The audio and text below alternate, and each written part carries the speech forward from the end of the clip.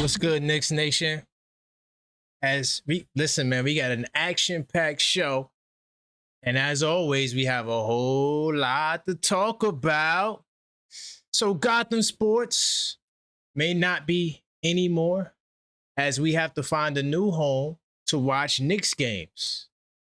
And Lamar Jackson from the Baltimore Ravens says he wants the Ravens to be like the Knicks. And the legendary Magic Johnson, who always has great things to say, he advises that the Knicks should still be the favorites in the East.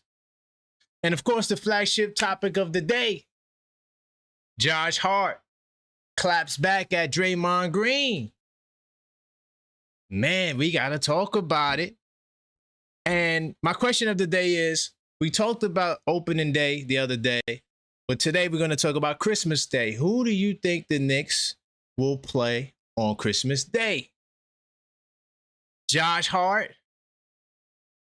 Why the Knicks cannot ask him to do this again?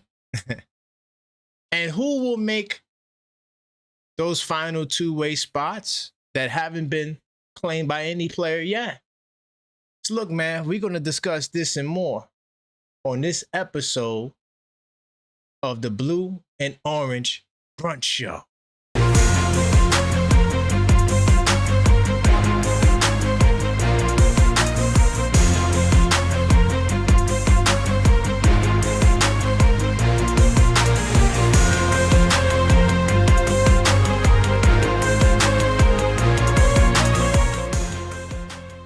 What's up, Knicks Nation? Welcome to the show. I am your host, Karan Pierre, the Objective Fan. And I'm straight out of Kings County, New York City's finest. Man, you know the vibes.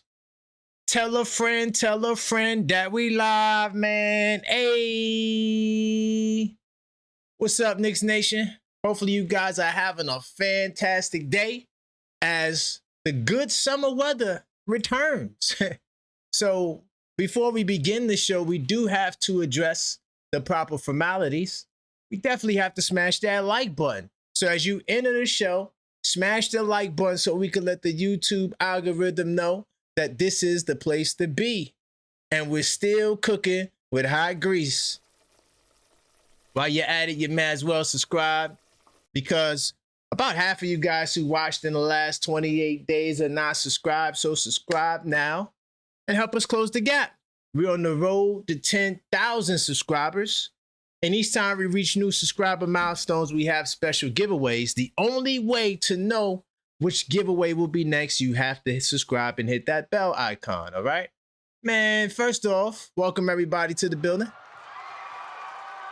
I apologize for my tardiness. I had a crazy day today. I woke up super late. I'm out of early bird, and I had a lot to do. But please forgive me. But we're here now. Salute to my man Can't Stop Key, Sean in the building. Danny, what's going on? Facts and Opinion, what's good? Joseph, I see you. All right. Darlene, big time salute. OKF Nation, J-Tap, what's good? All right. Great to see y'all in the building. Of course, don't call me champ, call me Cleo. Continue smashing that like button on the way in. I'm not sure how many of you guys was there for the super duper intro, but I got to give a salute to my brother. He produced the beat in the intro. So I'm going to be doing more intros and things like that, you know, and I'm going to be refining that intro and things like that. So hopefully you guys appreciated it. Yeah, he was my producer back in the day, you know, and he said, yo, man, I still do. I said, really? So I said, send me something. He sent me that. I thought it was fire. So I was like, man, can't start the show today without putting that up there. But salute to y'all. And also, we'll be back tonight. Definitely got to listen. There's just so many damn topics to talk about. We will be back tonight to talk about some more topics that we don't get a chance to cover on this show as well. Also, so I got a pretty good idea of how the weather's going to be. I'm looking to start the Objective Fan Hoop Series on Friday. So channel members, be on the lookout for that. It'll probably be like around 11 a.m. All you have to do is tap in and watch me hoop. All right, channel members. And then, of course, like I said, two-a-days continue today. I'll be back tonight. And NBA Saturdays, members only Sundays. And that's how we rock it for the rest of the week, all right? So, man, I tell you, they always leave you with something to talk about. A lot to talk about, man. I think we should start this off with some serious business conversation. MSG and Yes Network collaborated on a deal that was hoping to bring some energy into the regional sports networks, because in the last couple of years, regional networks have been struggling, man. Damn near every single regional sports channel has been bankrupt. Okay, in the last couple of years now, I would say 10 years now. You could go back, almost every single one of them filed for bankruptcy. And honestly, you know, seeing MSG and Yes Network come to the conclusion that they came to is not really surprising. You know, right now, everyone has access to the games via national TV, whether it be through Prime, whether it be through Peacock, whether it be just through NBC, all the usual players. So, you know, right now, we're in a position where there has to be a change in the game. And that's exactly what these guys are choosing to do. So, got a couple of articles here on the matter. This was like big news today. Probably the biggest news story on the day is this change. So, I'm just going to click any article because I got like 8 of them. And we'll get into it right now. Let me go to research mode. Bam, let me put this on the screen so y'all can see it. So, Yes and MSG make drastic changes, like I just stated. And they're moving from Gotham Sports app to the Zone.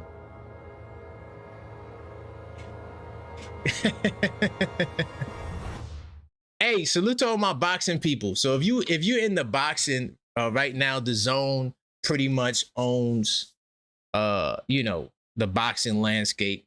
And now they're getting into the New York regional sports. Now, I'm not sure if they work with other NBA teams. So I'm not sure if this is the first, but I know like internationally, they cover all of the NBA and the NFL for the people who don't live in the United States. So if you have a DAZN subscription, you'll be able to watch all this stuff. I don't know, to all the people who already have DAZN, especially the boxing people, I'm not sure if DAZN will add another charge to get the Knicks, okay? But to all of the people that was subscribers of Gotham Sports, be prepared to take your talents to the Zone, all right? The agreement was announced today, early in the morning time, and the Knicks, Yankees, Rangers, Islanders, Nets, Devils, and Sabres all will be on the Zone. Additionally, 24/7 feeds of MSG, MSG Sportsnet, and Yes Network will be available to stream on the Zone as well. So, hey, y'all, MSG, if you're looking, I wouldn't mind getting the show on that, the Zone app. You can take any show you want. It could be the Blue and Orange Brunch. Could y'all imagine the Blue and Orange Brunch on the Zone? That'd be fire. That'd be fire. Now, here's the part where I'm concerned that for people who cut the cord. No prices were announced Wednesday, but a Yes Network spokesperson told the Post that the pricing and products under the Zone deal will be consistent with the current bundle offerings by Yes and Gotham Sports. So more than likely what they're saying is the monthly plans cost about $34.99 and the annual subscription is $300. And you also have cheaper single game options available. So pretty much it'll probably be the same price, you know, because the Zone is usually good for giving out good prices for the first year and things of that nature. Then after that, that's when they usually change the game on you. But what do you guys think about this? Of course, you don't need to. So to all the people who are worried about having to subscribe for the Zone because you may not care for some of the other programming, you just want to see the Knicks. Users will not need to sign up for the Zone in order to sign up for MSG Networks, okay? but the users can add the Zone subscriptions if they choose. All right. So this is a good opportunity for the Zone to try to get some more eyeballs, right? In the New York area, right? But they're hoping maybe now you consider checking out some of the boxing stuff, because the Zone is the home of boxing. Right now, you have, well, they got the Zuffa boxing, which is new, which is on Paramount Plus. And then the Zone is working with all of the promoters that used to be on Showtime. What was it? HBO, all of ESPN, all those promoters that were on there, they're now on the Zone. So, you know, maybe, hey, you might consider getting the total the Zone package. I don't know how they're going to work that in. I'm curious to know if the Zone subscribers can get access for a limited time, especially since they've been, you know, paying an arm and a leg for the Zone. Could they get, you know, maybe a trial period or something? I don't know. Right. But it just was announced. So I'm pretty sure there'll be more announcements to come. But this means that the regional sports networks will be moving away from Gotham Sports, which has been a collaboration of the networks. All right. And they're taking their talents direct to consumer streaming offering to another platform. So before this, it was MSG Plus, I think. And then the Yes, whatever the Yes network was, right? So then they said, let's come together. But clearly that didn't work. And this is why they're moving and taking their talents elsewhere for direct to consumer, for the cord cutters, okay? Now, why would they get rid of the Gotham Sports apps? It was such a well-designed, performing app. A lot of people love the app, all right? Now, the announcement did not specifically say when the switch to the Zone will take place, all right, or provide other details, but it will come this upcoming season. So the Yankees fans now, you guys will be able to watch. Well, I'm a Yankees fan. I said that like I'm not a Yankees fan. Okay, to us Yankees fans, salute to the Yankees. We could still watch the Yankees game on Gotham Sports until the end of the year, okay? All right, and you don't have to worry about the switch. Now, next year, you will have to go to the Zone. Now, if you have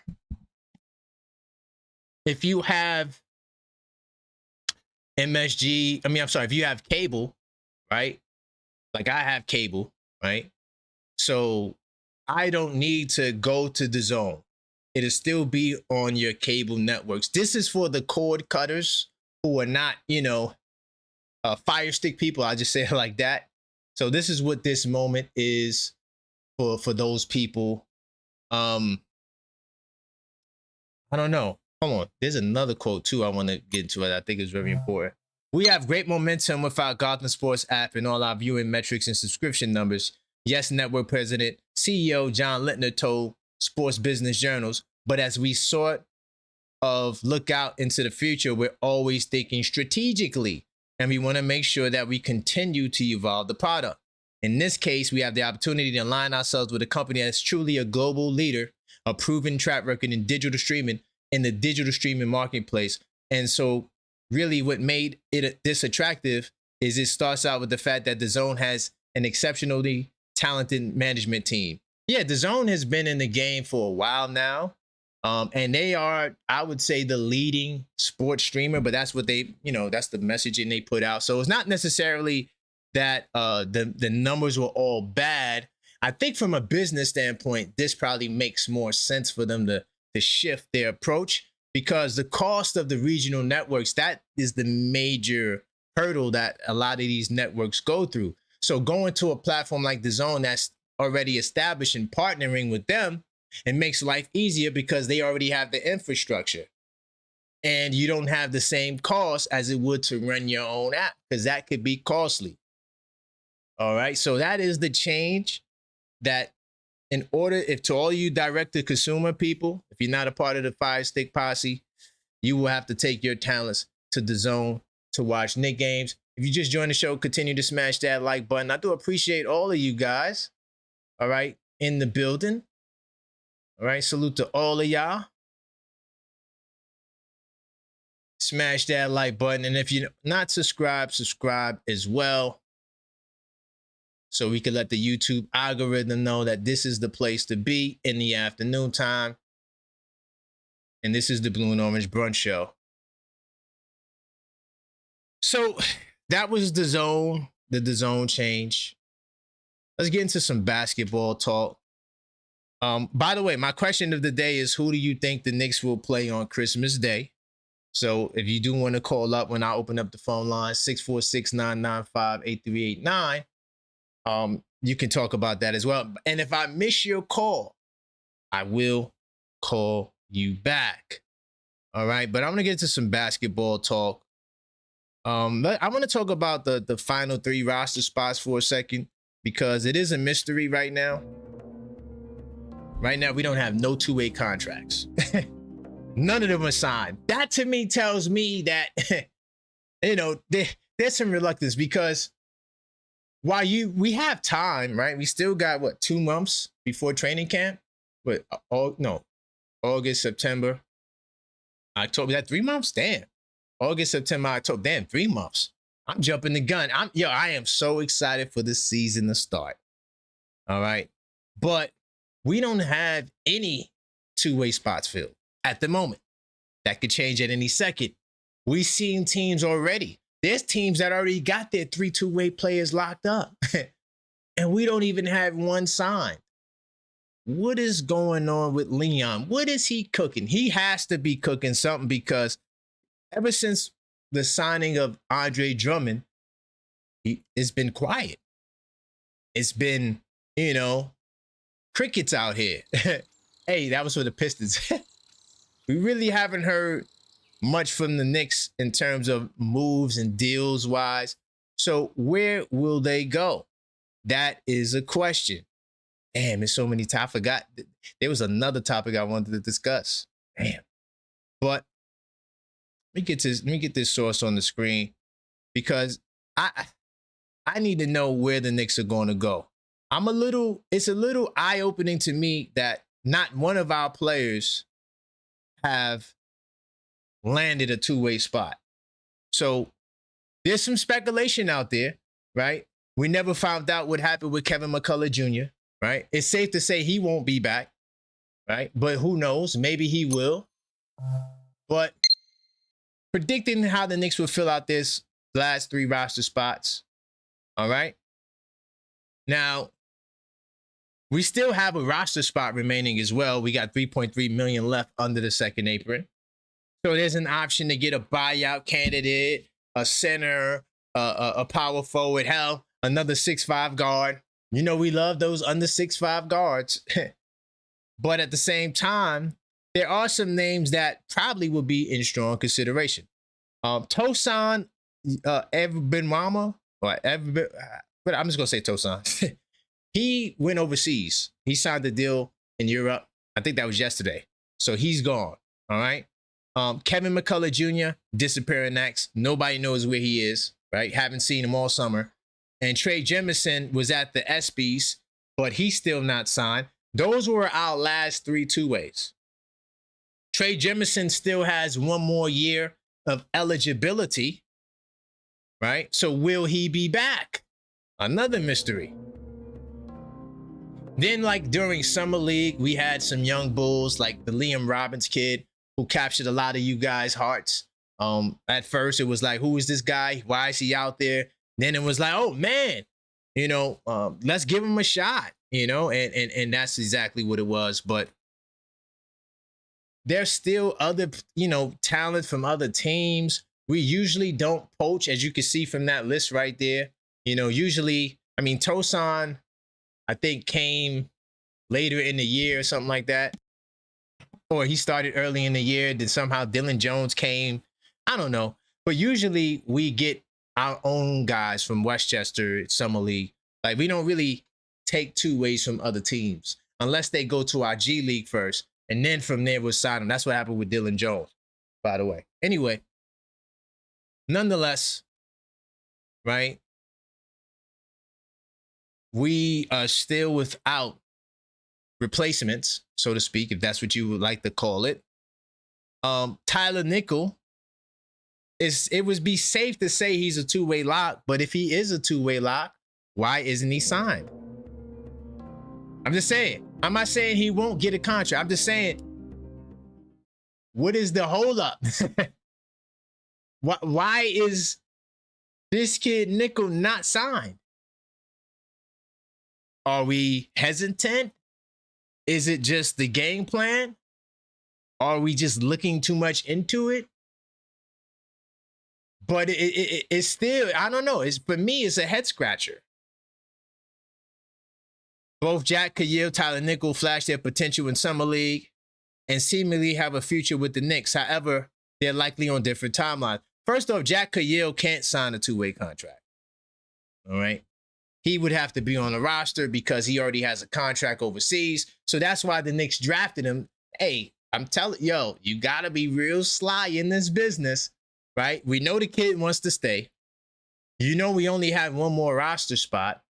So that means they're not going to sign you, my young brother. Sorry. Now, could they make a trade to maybe free up a spot for Jack Cahill? Possible. Like if you trade Deuce for G.G. Jackson, yeah, I'm going to keep putting it out there. I don't care. That's who I want badly. If we were to do that deal, it would free up another $1 million or so. And then you could give that money to him because he has a second round exception. And then you could give him the 1.3. All right. So will the Knicks do that? I don't know. By the way, I think there's a timeline on the exception too. So they would have to make a decision, I think, by the end of the month. We'll keep an eye out on that. There should be some news on that shortly. But I think that exception lasts from July 1st all the way to the 31st. Whatever. I don't know. I got to look into that. Nonetheless, it looks unlikely that Cahill will be here, right? Because he cannot get a two-way spot. Now, there are some other standouts that the Knicks could look at, right? Of course, my favorite is Jaden Atkins. Salute to Jaden Atkins. Fire. Fire. And listen, I'm going to keep it real, y'all. I watch a lot of basketball. I'm a basketball junkie. I play it. I watch it. Study it. Talk about it. I go live. I do everything. Everything. My life is basketball every day. And I'm going to tell you like this. I just watch these kids, man. And there's so much talent out there. At some point, I had another article. I'm going to say that for tonight's show. But at some point, we're going to have to cultivate this talent or get, and not just cultivate, and not to say we're not cultivating, but we got to get, like we had Cam Carr and Trey. Like eventually you got to keep a player like a Cam Carr. You know what I'm saying? Like you can't just continuously give away first round picks. I know they cost more money. I know you like to play the second round shuffle. But, you know, there's a lot of talent. Like, imagine you had George from the Wizards, because we could have had him. Think about how good of a young prospect he could have developed into. I know Tiz wouldn't have used him, but when Mike Brown got a hold of him, he could have been in the rotation. At some point, something's got to give, because when you look at a Kevin McCullough, Ariel Hukporti, hopefully not Mo Diawara, but those late second round picks are expendable. People are crying over Ariel. He's a 58th pick in the draft.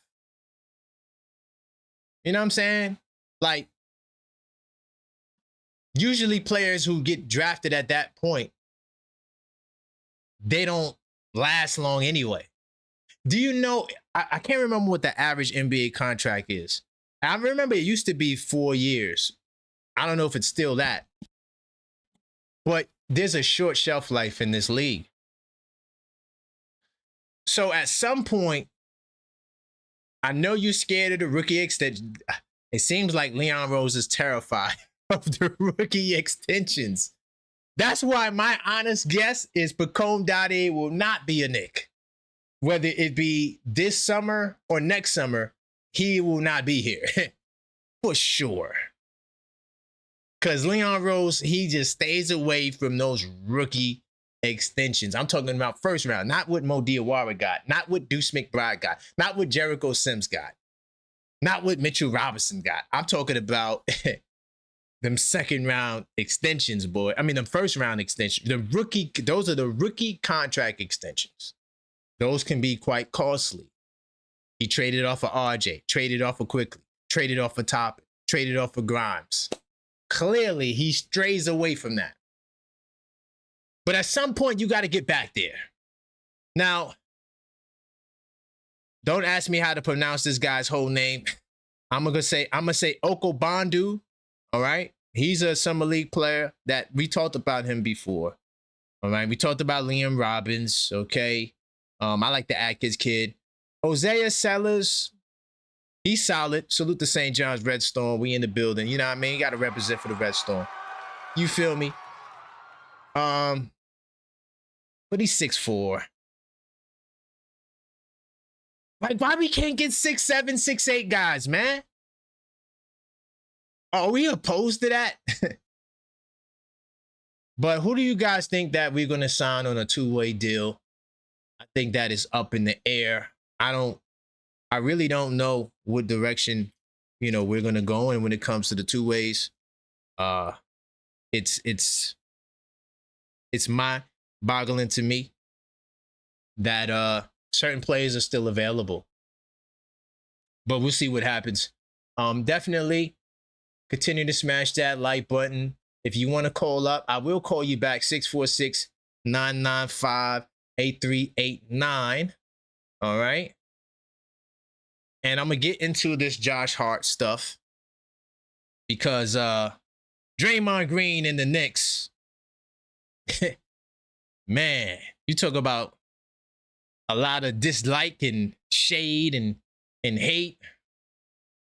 It's crazy to me. I'm a player appreciator. That's one thing about me, man. I always promote players. I want to see everybody prosper and do well. That's just where I come from. I come from a different era in time. Salute to my cousin Dusty. He always laughs when I say that because he's older than me. But we're going to get into this Draymond stuff. Really quickly, though, I do have to give you guys a quick reminder that the 82 Nights, the New York edition, is now available for pre-order.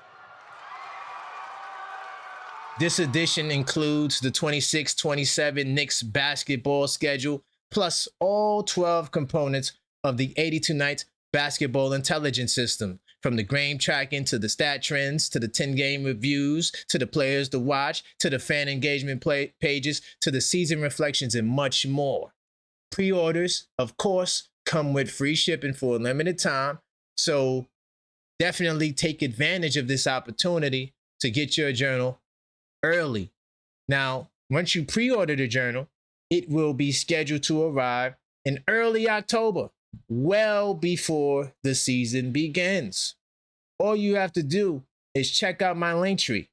That's Linktree/TheObjectiveFan. And I'll put the link in the chat so you guys will be able to quickly check it out. But everything that I offer on this channel will always be tied to my Linktree, because I don't want you guys going all over the place, different websites, different links, but it's in the chat right now. Check out my Linktree and pre-order yours today. All right. So, Josh Hart. Salute to Josh Hart. I don't have a favorite Knick, but if I did have a favorite Knick, it'll be Josh Hart. I just love his unselfishness. I love the fact that even if he's having a bad game, he's still impactful. He's going to rebound. He's going to hustle. He's going to deflect. He's going to talk smack. He's going to be there for his teammates. He does everything you would want from a teammate. And I got two Josh Hart stories today, but we also got to talk about what he probably won't do again. But at the same time, Josh Hart he is kind of like low-key the enforcer for the Knicks. I know a lot of us would go to Jose because, you know, he's a boxer. He knocked dudes out. But I think that Josh Hart is the most vocal Knick, whether it's on the floor and on social media. Very active. I mean, he took the shot at Donovan Mitchell. So, oh, man. Listen, no Mets and no Yankees beef, you know, but I feel sorry for my Mets fans. It's been a tough year thus far, and hopefully next year it'll be a lot better for the Mets. But we've seen Josh Hart take shots at Donovan Mitchell, who's a known Met and Knicks fan. Donovan Mitchell. But at the same time, you know, Josh Hart, he's going to always voice his opinion, and he's very active on Twitter. It's actually Josh Hart is the reason why I'm trying to get active on Twitter, because I see like, okay, the players are there. So, okay, I got to be in the conversation with the players, right? Because I'm just not a Twitter guy. Even though when I started on, so the funny thing about it was I was very heavy on Twitter when it first started. And then I kind of fell off, but that's a whole nother topic. But yeah, Josh Hart, and I'm going to get into the soundbite as well. But he had an interesting response. You know what? Let's do it like that. I'm gonna play this soundbite for y'all. And we're going to analyze Josh Hart. Well, you know what? First, I'll go to the article. All right. And then I'm going to play the soundbite so we can listen to Draymond Green together. All right. And based on, you know, he said some very interesting things about the Knicks. And, you know, it goes back to the conversation we had before about players podcasting. I think that was Tim Hardaway when he said he doesn't like it. And remember when Josh Hart said, I agree, or something like that? And I think that it could have been some sarcasm there, right? But I do think that Josh Hart probably agrees, because the type of podcasting that Josh Hart does is way different from Draymond Green. Way different. Knicks Josh Hart calls out Draymond Green for comments on Jalen Brunson's huge sacrifice. All right. And this is what I'm trying to say, y'all. This is why I'm here. There's a lot of hate going towards Jalen Brunson. I see it every day. And I'm ready to take anybody on. If you want to debate whether Jalen Brunson's sacrifice, I'll take that fade. If any other team wants to debate on who's better between the Knicks and their team, I'll take that fade. There's just certain online sports talk fades I will take. You feel what I'm saying? So at the end of the day, Jalen Brunson's getting a lot of hate, but what makes it even like really terrible for me is that a lot of the hate is coming from Knicks fans. That's the part that I don't like. All right. Now, it's not most Knicks fans.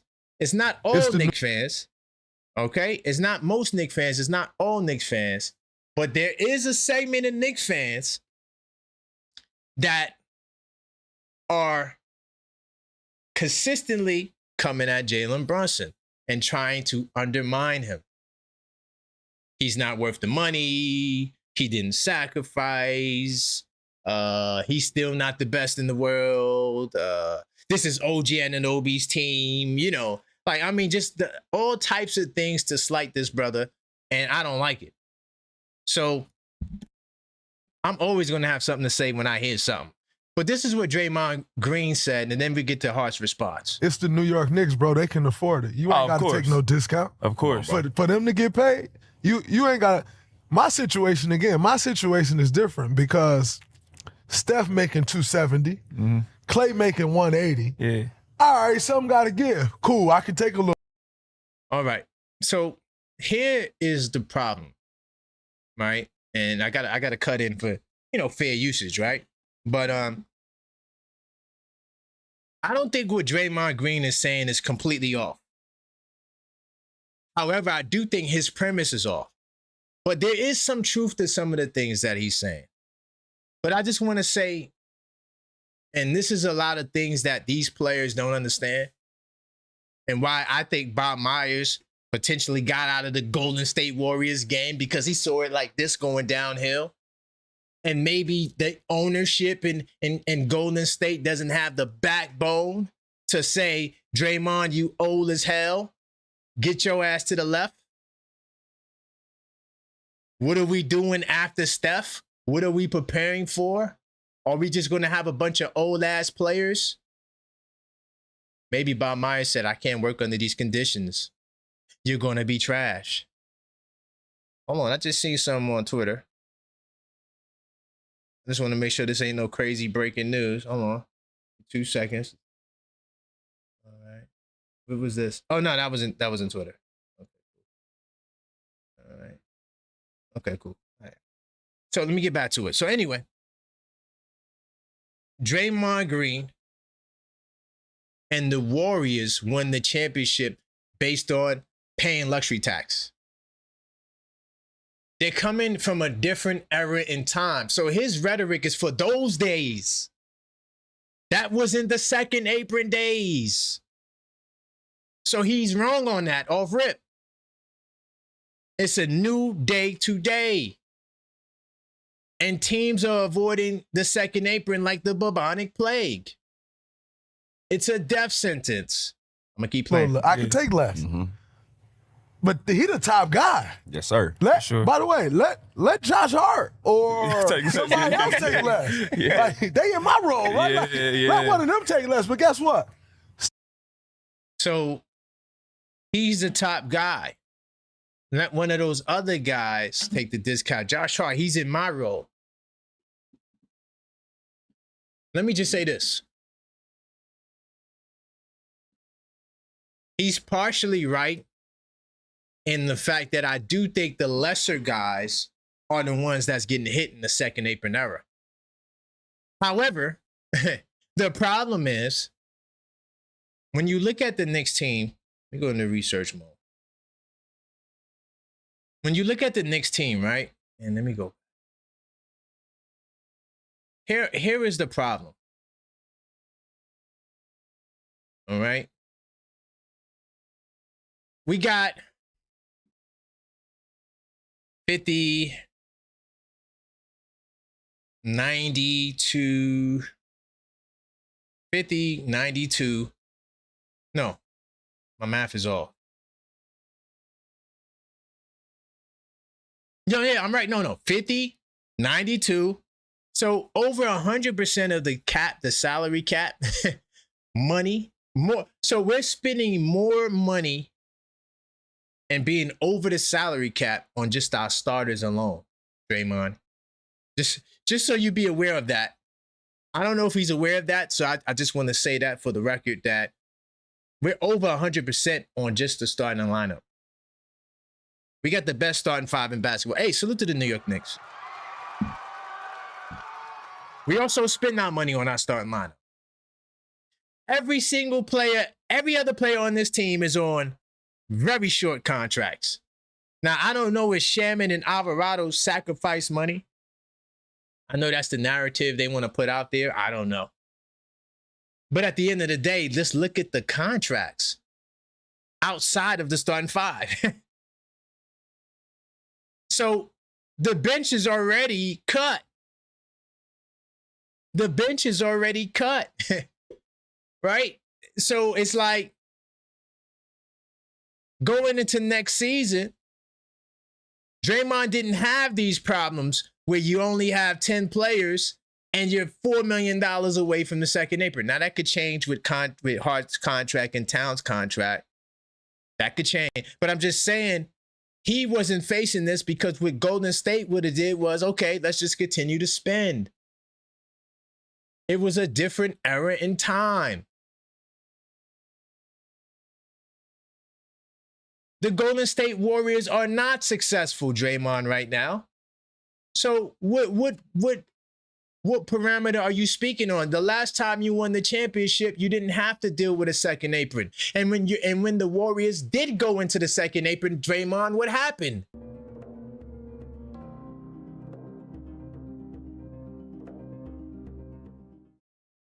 What happened? You lost Klay Thompson. Where did Klay Thompson go?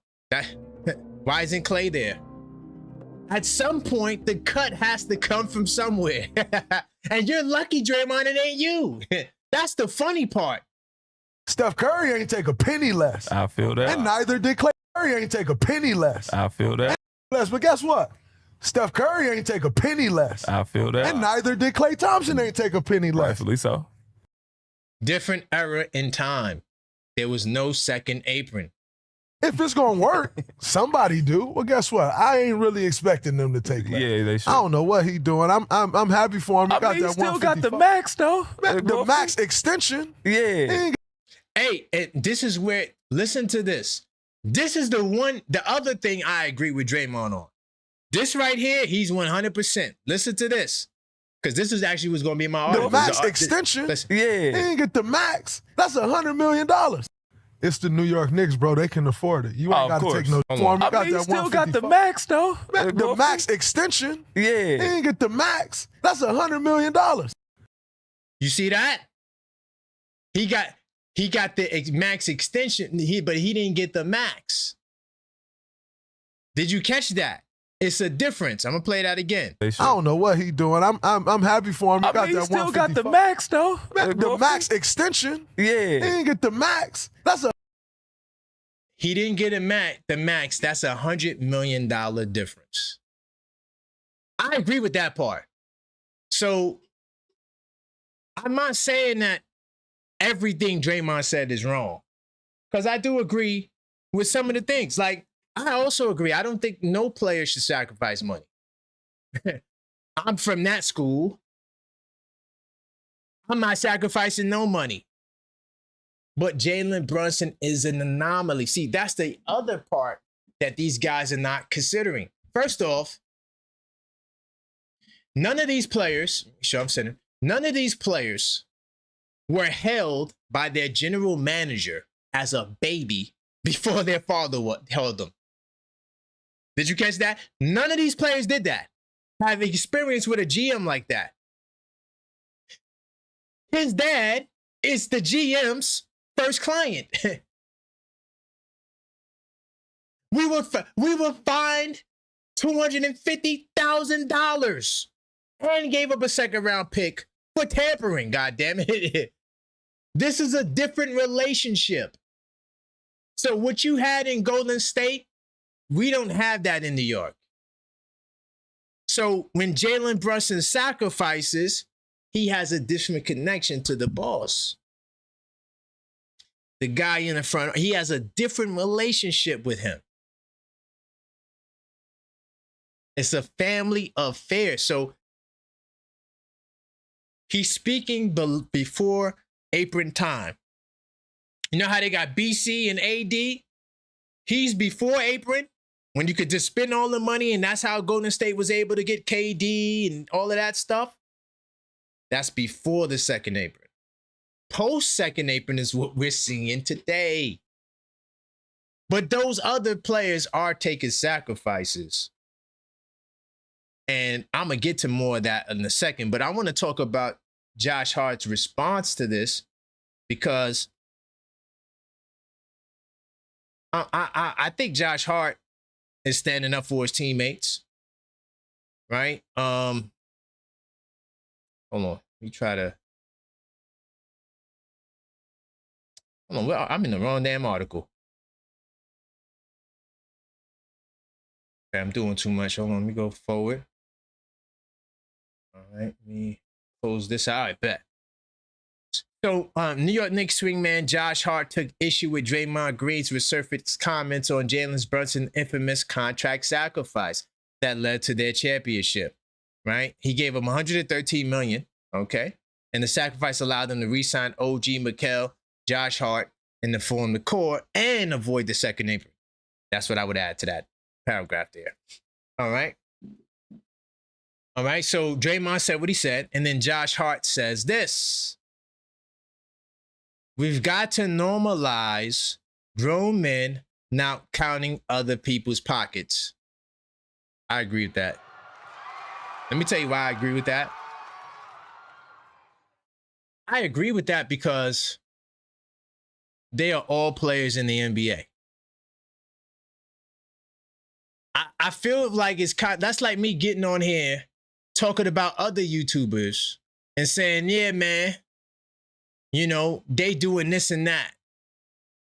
I'm not doing that. Why would I talk about another YouTuber and saying what another man should do? Saying that another YouTuber, imagine if I got on here and said, yeah, another YouTuber, yo, they should do this. Why would I be concerned with what another YouTuber is doing? I got my own YouTube channel. So Draymond, you're a player in the league. This is why I agree with the player podcast when you're talking about other people and you're still playing the game. I don't like it. Because one, you're biased.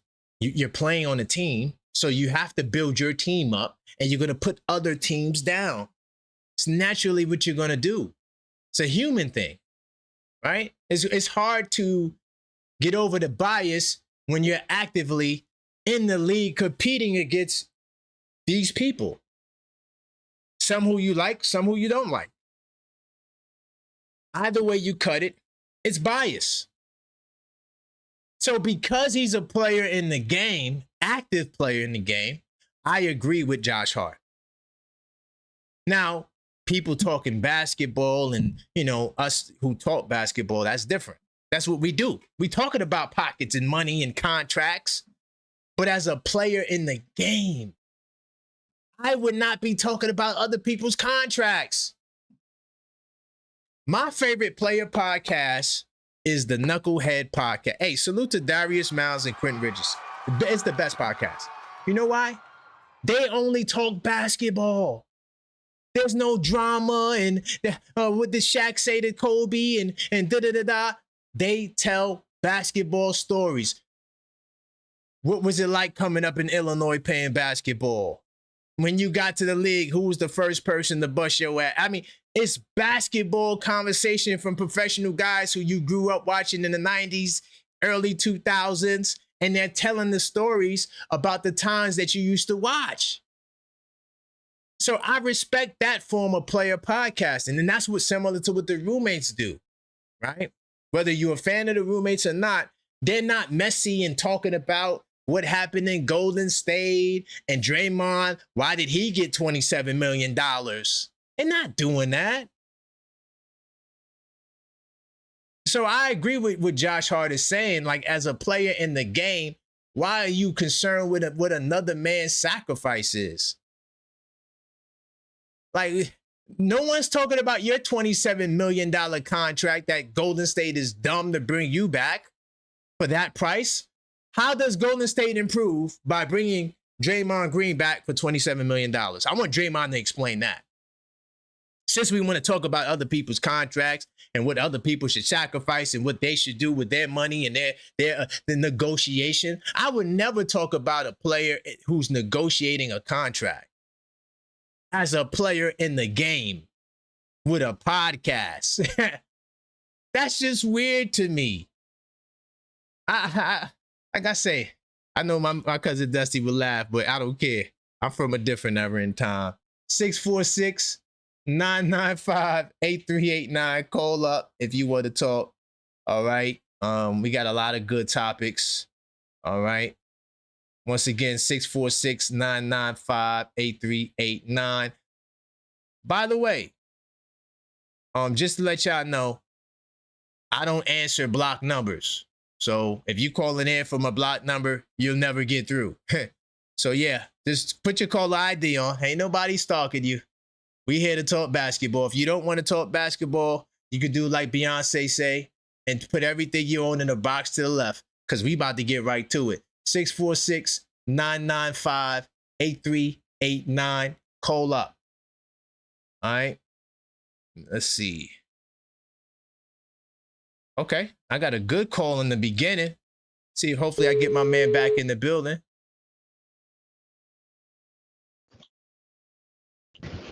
Uh-oh. Hey, what's up, Karan? Hey, what's going on, Fritz? The NBA economy in the building. Hey, what's going on? Nothing much, man. I've been listening in. Okay. Okay, where you want to go, man? I'm pretty sure there's a whole bunch of topics you want to weigh in on.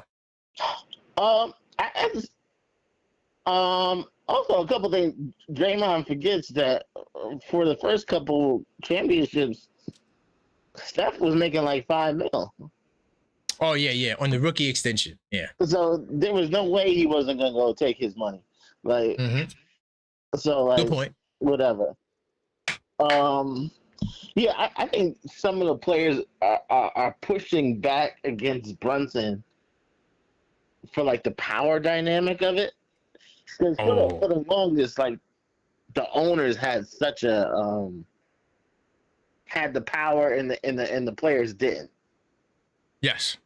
And I don't think a lot of people don't want the power to go kind of back to the owners. Right. Like back in the day, like you have a beef with the owner be like, "Oh, you done? He can end your career. Yeah, it's over. You're blacklisted. you blacklisted." He said, "Nah, like 100%. You take this or else, and nobody will touch you. Nobody would touch you. Facts." Also, like they don't want to be a situation where the owner goes to the player and be like, "Hey, we're gonna need you to take less." Right. Right. I get it. Yeah, the relationship between the Knicks and Leon Rose is like totally different. That's why other people can't do it, and that's why they jealous because they can't do it. Right. 100%. Like I said, if your GM didn't hold you as a baby before your own father did, yeah, you can't understand the relationship. Yeah, I mean, it's way different. Like some of these GMs, like they can promise you, "Oh no, we got you later," but he might not have a job. Ooh, and talk about it. He might not have a job, and the next guy be like, "I don't know what you're talking about." Or he might snake you like we seen that one GM from Philadelphia and say, "Yeah, I'm gonna take care of you," and never said that. Oh, the owner said. It's a lot of that going on. Yeah. But I do have a hot take though. Let's go. And everybody's talking about Brunson gonna, next year, when that comes up, Brunson gonna take every I think it's a smoke screen. Ooh, okay. I think Brunson gonna come back and do it again. That would be, Fritz, honestly. Do you know how crazy that would be? Smoke screen. I think he's gonna do it again. That's crazy. I think he's gonna do it again. Wow. And then, I think he's gonna do it again. They're gonna really be mad now. He's gonna make a lot of money. He's gonna make a lot of money, but not as much as he could have made. Yeah, I think he's gonna do it again. But Fritz, what do you think about the endorsement part? They try, he can make it up no, but you could get the money and the endorsement still. I could get the full $400 million and get the same damn endorsements. Like, what are we talking about? For the bench players, actually, I'm working on a show on that one.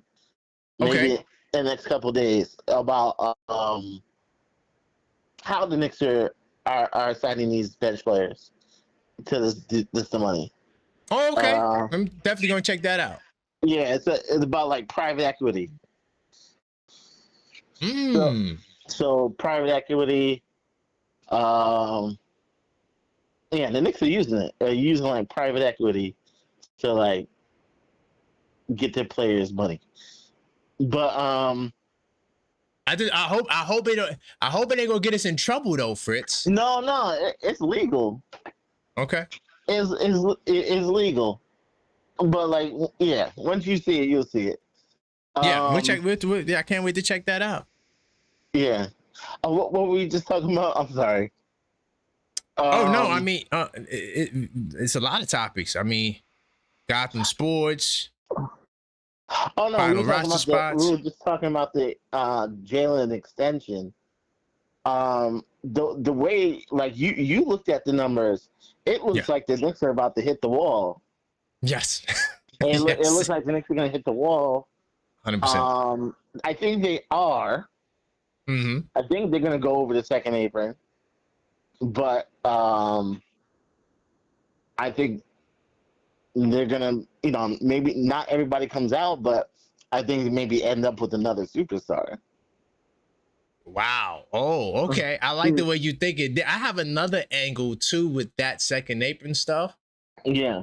Where there's a chance they could do it for short term. I just say it like that. And so, but I mean, you know, town sacrifice can help a little bit. If Hart sacrifices a little, that would help a lot more as well. Well, one of the things, you know, I've been talking to people about is it's the increases there is the big issue. Is Right. We're outpacing how much the cap is going up. Like the cap is going up 6% every year, but you know, it's standard practice to give 8% raises, and it compounds. So like if you compound it 3 times, that's probably like 18% interest. Yeah. So like they're outpacing. I think what they're doing is they're flattening the pace out. So you might see Towns start at like his top number and just kind of stay there, but not go as high each year. Okay, flatten out the raise. Flatten out the raise. Yeah, I think the Knicks are gonna be fine. I think they're building flexibility. They have to build in flexibility because just the fact that we're looking at like the DiBiates and the Mises means there has to be money somewhere to pay those players when they get off that contract. Yeah. Nah, good point. So good point. I think there comes to a point where some people do get traded. Oh yes, especially if we lose. Like, because I think that part really dictates what will happen as well. The success. Are we still competing for championships? You know, you get bumped in the second round, that changes a lot. Yeah, I think maybe the way I see it next year is that we're going to go over the cap a lot next year. I think we're going to go over the cap a lot next year. Like, will Towns sign that extension this summer? But they have to find out what that amount needs to be. Not until you get your center, you don't know how much that number needs to be. I think next year, like, everybody's talking about Hart's going to take a big old cut. I think Hart might get a raise. I'm going to talk about that. That's one of my topics. Yeah, I mean, I think Hart might get a big old raise next year, and then after that, he might not get as much money. But I think he's going to get a big old raise next year. Yeah, I agree. And that could be his last contract because he doesn't want to play in the league for that. Yeah, you know, so he's not trying to be 40 years old playing like LeBron. No. But I think the Knicks are fine. I think a lot of people are. I think they're in Brunson's pocket because they just don't want to see that power shift. I get it, but we just saw it with Jalen Duren, where they asked him to take less. He said no, and then they kind of forced the situation where he couldn't get any more money. And then they told him to find a team. Yeah. Go find the team. Oh man, the business of the NBA, boy. Yeah, so I think they don't want to give that power back. I get it, but why can't Brunson get special consideration? Like, he's different. Why he can't just be the one guy who is not like y'all, right? We've seen guys like this before. You know, you got a guy with bald head out of Chicago. Why he can't just be the anomaly? Why y'all got to make him like y'all? He's not like y'all. But at the same time, fans are going to look at them too. Fans are like, why can't you take less? And they're like, no. But you know what though? I get that part. Yeah, fans are definitely going to say that because they got on Donovan Mitchell, and I was like, why y'all getting on Donovan Mitchell for doing standard practice?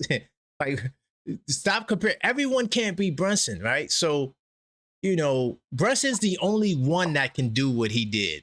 And I think Brunson kind of understands that it's not about. Sometimes it's not. And sometimes the amount of money you have doesn't matter. Mhm. Like the amount of money doesn't matter. The amount of power that comes with it is different. Like there's a lot of players that have $200 million at the end of their career, and they just invest it. And then with Jalen Brunson, at the end of his career, oh man, everybody's like, "Hey, Jalen Brunson, do you want to go buy a football team? Yes. Jalen Brunson, do you want to invest in this big old company?" Jalen Brunson, like, it's a different situation. If he just stays in New York, take a little less, like, there's a amount of power that comes with it that their money just wouldn't be able to touch. Right. Hey, listen, man, Fritz, I appreciate you, man. Great call. Thank you for bringing some of the insight. And I'm going to check out that show that you're about to do with the whole equity deals. Yeah, it's interesting. It's interesting. I look forward to it, man. Thank you, Fritz. Great call. All right, sure, no problem. Salute to the NBA economy. Big time salute. All right, sure, no problem. All right, catch you later. All right. It's my man, Fritz, NBA economy in the building. Keep the calls coming, man. Where y'all at? 646-995-8389. If y'all want to talk basketball, I got a lot of topics. I mean, I could just hit the straight topics for the rest of the day. But, I like to get you guys up in here too. I agree with the Josh Hart part. I'm going to get into that next because this is kind of like the Josh Hart episode. Don't expect Josh Hart to sacrifice money. Don't expect, even though I was saying that, maybe he could, maybe. We're gonna get into why I don't think Josh Hart will sacrifice money in a second. But if y'all want to call up, you can. Yeah, I thought Fritz had a great call. I want to talk about the Jalen Brunson, slander just for a little bit. I feel like Jalen Brunson should be looked at differently because he's just a different guy. Like Brunson is not out here preaching sacrifice. Like he's not out here saying like, yeah, players, they don't sacrifice. So, and players today should sacrifice. He's not doing that. Right? He's not self-righteous like he's the Master Miyagi, even though I call him Master Miyagi out of jokes. But he's not walking around here like, oh, well, if you don't sacrifice, you don't sacrifice. No, he's not doing that. He's just like, yo, this is what I'm doing. And it's different.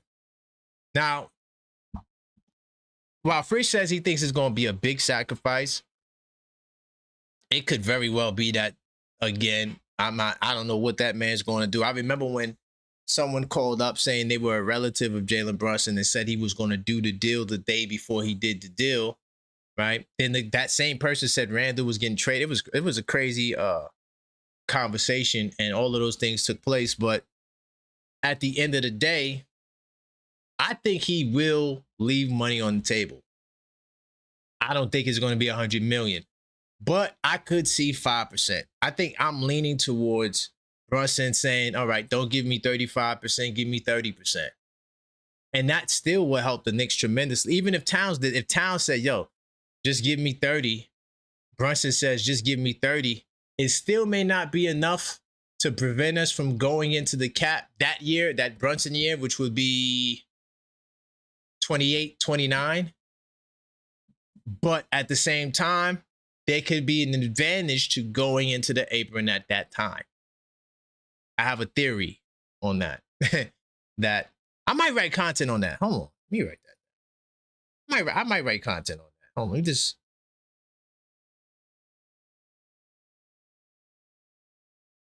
For 646-995-8389. If you want to talk, I'm gonna get into this Josh Hart topic.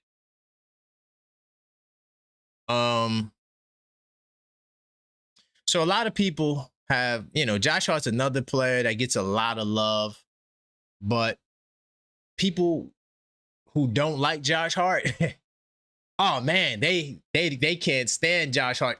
J-Tap can't stand Josh Hart. But here's the problem with sometimes people have these expectations of what a person should do. This is why I didn't like what Draymond Green said as a player. You know, he's a player in the game. It looks like player hate. If you want, anytime an active player talks about another person's money, if it's not praising them, if it's like, oh, you should have did this, it looks like hate. You feel what I'm saying? Whether it's hate or not, it just looks like hate. And so Josh Hart's pockets, don't try to mess my negotiation up. Don't try to put ideas in the boss's head. Because like Fritz said, I could be trying to get a pay raise. But now you saying that I should sacrifice. And what the Warriors did, why are you even putting that out there as a player in the game? Knicks cannot expect Josh Hart to follow the Jalen Brunson blueprint. And I get it. Like, a lot of us come up in the I want to be like Mike era, right? Where everybody wants to be like the superstar. And yes, there are a lot of people who are emulating or want to be like the Knicks right now. That's fine. I'm not mad at that. But at some point, you got to realize you can't fly in the air like Jordan. While you want to be like him, you can't be him. So when Donovan Mitchell got the bag, a lot of people was like, oh, look at Donovan Mitchell. He's unselfish. Dude, every champion had the super duper max. Jalen Brunson is the only champion to sacrifice. Let's not make it like Jalen Brunson is the way. He's not the way for everybody. Jalen Brunson's way is for Jalen Brunson. No one should have to sacrifice $100 million. But that's what that man wanted to do. Let that man live with his decision. But let's not make it like his decision should factor in for everybody else. That's what I don't like. But anyway, because Jalen Brunson sacrificed, now everybody has to sacrifice. Pay cut talk is the rage of the NBA, especially if you root for the Knicks. Brunson did his part. Okay, now we have other players, and now they got to do their parts. Okay, but nobody should expect Josh Hart to be one of them. It's not because he wants out. He feels like a Big Apple lifer. It also isn't because he's selfish. Players should never be criticized for trying to optimize their on-the-court earning potential. Because you know what? When you retire and it's over, some of you might wish you would have had that $2 million. Some of you might wish you would have had that $5 million.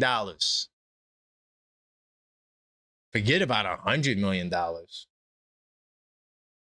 Instead, the Knicks shouldn't expect Hart to take a material pay cut because he already accepted one. This is what I was getting to and alluding to with Fritz call. Josh Hart already did the Knicks a huge favor. Hart is entering the third season of a 4-year, $80 million extension that he signed in 2023. As part of that agreement, he opted into the final year of his previous contract, which paid him under $13 million at 9.5% of the cap for a starter. I think the average starting salary, $17 million. I could be off a couple of million. All right. So as a starter on this team, and he's been a starter on this team for the past, 3 years now? $13 million, that's chump change. And he actually did that as a favor to the Knicks because I'm assuming, and hold on, I could pull it up. In 2023, hold on, let me pull that up really quickly. Let me show you why that was a big favor to the Knicks. Hold on. Scroll now. Damn, I don't got the luxury tax number. I believe they avoided the luxury tax this year. Let me see. While I'm not 100 on that, I do think that that deal in itself for sure helped them avoid the luxury tax. That's a huge favor. If I can get a team to do what they did and have the success that they were able to have, all right, this is the deal right here. Hold on. I will just pull up Josh Hart. All right. So, yeah, this was the deal. He signed it when he was with the Pelicans to 2023. It had that player option, and then he took that player option, and before he opted into this bigger deal. So this puts him at like around the average starter salary. All right. But that $13 million, which was a player option from an old deal, usually another thing too. Usually when you sign new deals, your player option is obsolete, right? But he kept the player option as a bargaining chip for himself before he got the bigger deal for himself, which I think was an $80 million contract, if I'm not mistaken. All right. So you could already technically argue that he already did the huge sacrifice. All right. While the common wing has been a divisive figure, when you look at the starting lineup data, there's no denying he was worth it more than the sub 13 million. By opting into the final year of his deal, he made it easier for the front office to not use the full non-taxpayer mid-level exception. That part too. Hello. Hey, did you hear that? He made it easier for the front office to use the full non-taxpayer mid-level exception. As you recall, the Knicks gave that summer to Dante DiVincenzo. Not only would it follow his fellow Villanova alumnus to go onto the franchise record of in made threes for a single season, but he was a core component in the Towns trade, which eventually led to us winning the championship. So Josh Hart made the way for his brother Dante, who then became the trade trip. So that's what it did too. Hold on. I just want to fact check that. So if I go back to 2024, go to the Knicks. Oh, yeah, this was the year. Okay, got it. But I still don't know the salary cap number too. Let me see. I don't remember it. I used to know it. Cap maximum. The tax line. I don't know what the tax. I'm not going to pretend. Usually the tax line is like maybe $10 million or like within $10 million under the first apron. So our active roster was still under the luxury tax. We didn't start paying luxury tax, I think, until 25, 26, and 27. And that's going to make us a repeater tax team. So the point that I'm trying to say is your boy, Josh Hart, already helped the Knicks by structuring his deal the way they did so they could get Dante DiVincenzo and stay under the luxury tax for one more year. All major stuff. Knowing all of this, expect Hart to take another pay cut now that he's extension eligible. All right. He comes around 22 million. I think he's going to take a pay cut too. I think it'll be a small, like 3 million, 4 million. I don't think it'll be more than that. But if he takes 5 million, and hold on, I wonder if they, hey, salute the Daily Knicks, because I actually did a video on that about him taking the 5 million. Maybe it's just great minds think alike, but I did do content on it. But nonetheless, what do you guys think about that? All right, 646-995-8389. Josh Hart. All right, not only did he clap back at Draymond, he already sacrificed. How much more do you want a brother to do? Will Josh Hart sacrifice more money? As the article does allude, that even though it'll be kind of crazy to ask him to sacrifice, they do believe that he will sacrifice. 646-995-8389. Call up. Let me know what your thoughts are.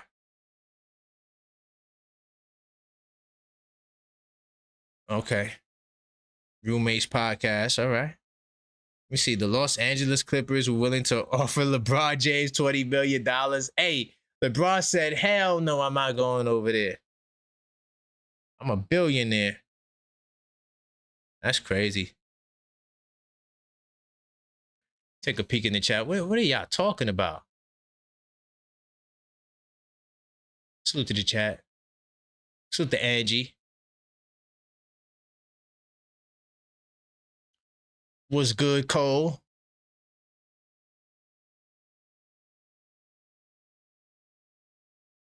I see people saying Dolan should go into the second apron. You give me another team that's going into the second apron just to sign your favorite Knicks.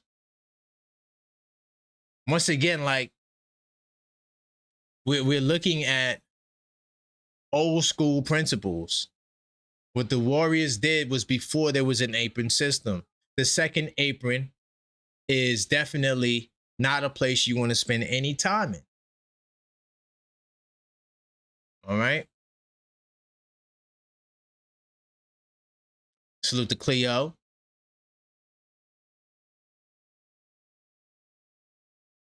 By the way, I gotta check something too. Are we hard capped at the second apron? I might have hunted on that because I know we took some cash considerations. So I don't even know we're not hard capped. That's interesting. I gotta look into that. Why are we not hard capped when we use cash considerations? Because usually when you use like mechanisms that you don't on the apron, you normally get hard cap. But I gotta look into that. Hey, what's good, Rod? Yo, what's good, kid? Nothing much, man. Just, here talking Knicks, man. A lot of topics. Where you want to go, my family? I like to stay on the Draymond subject. Let's go. You gotta be careful of people always coming with a gift in hand, so to speak. And I remember before he started his podcast, he was complaining, "Oh, these guys, they never played the game, and I'm gonna be bringing a new perspective." So he kind of sold it as a gift horse to the industry, like the players will appreciate it, and Good point. the people are gonna appreciate a new point of view inside the minds of the players, and a lot of the things that he was being offended that journalists would talk about guys that never touched the basketball. Talking from a perspective that they didn't know about, and they were offending players. So he made himself seem like a friend to the player. But here it is, ironically, the same guys he said he protect his alma mater, which is an NBA player, he happens to be offending. Exactly. With Brunson, what he eat, don't make you go to the bathroom. You understand what I'm saying? Exactly. And then recently he's mad because he opted out, and he was supposedly seeing if LeBron was going to come to Golden State. So LeBron goes to Miami. He's mad at LeBron for that. So he's kind of pissed at LeBron too. So he's having all kinds of beefs with players, and it's ridiculous, man. He's worse than the actual journalist. Yes. But he tried to come across different, like he was gonna be a gift in the hand, It's funny, man. It's crazy to me too. I don't understand why he thinks it's going to be better. Just because you know the game doesn't mean you could talk it. Exactly. I mean, as much as we give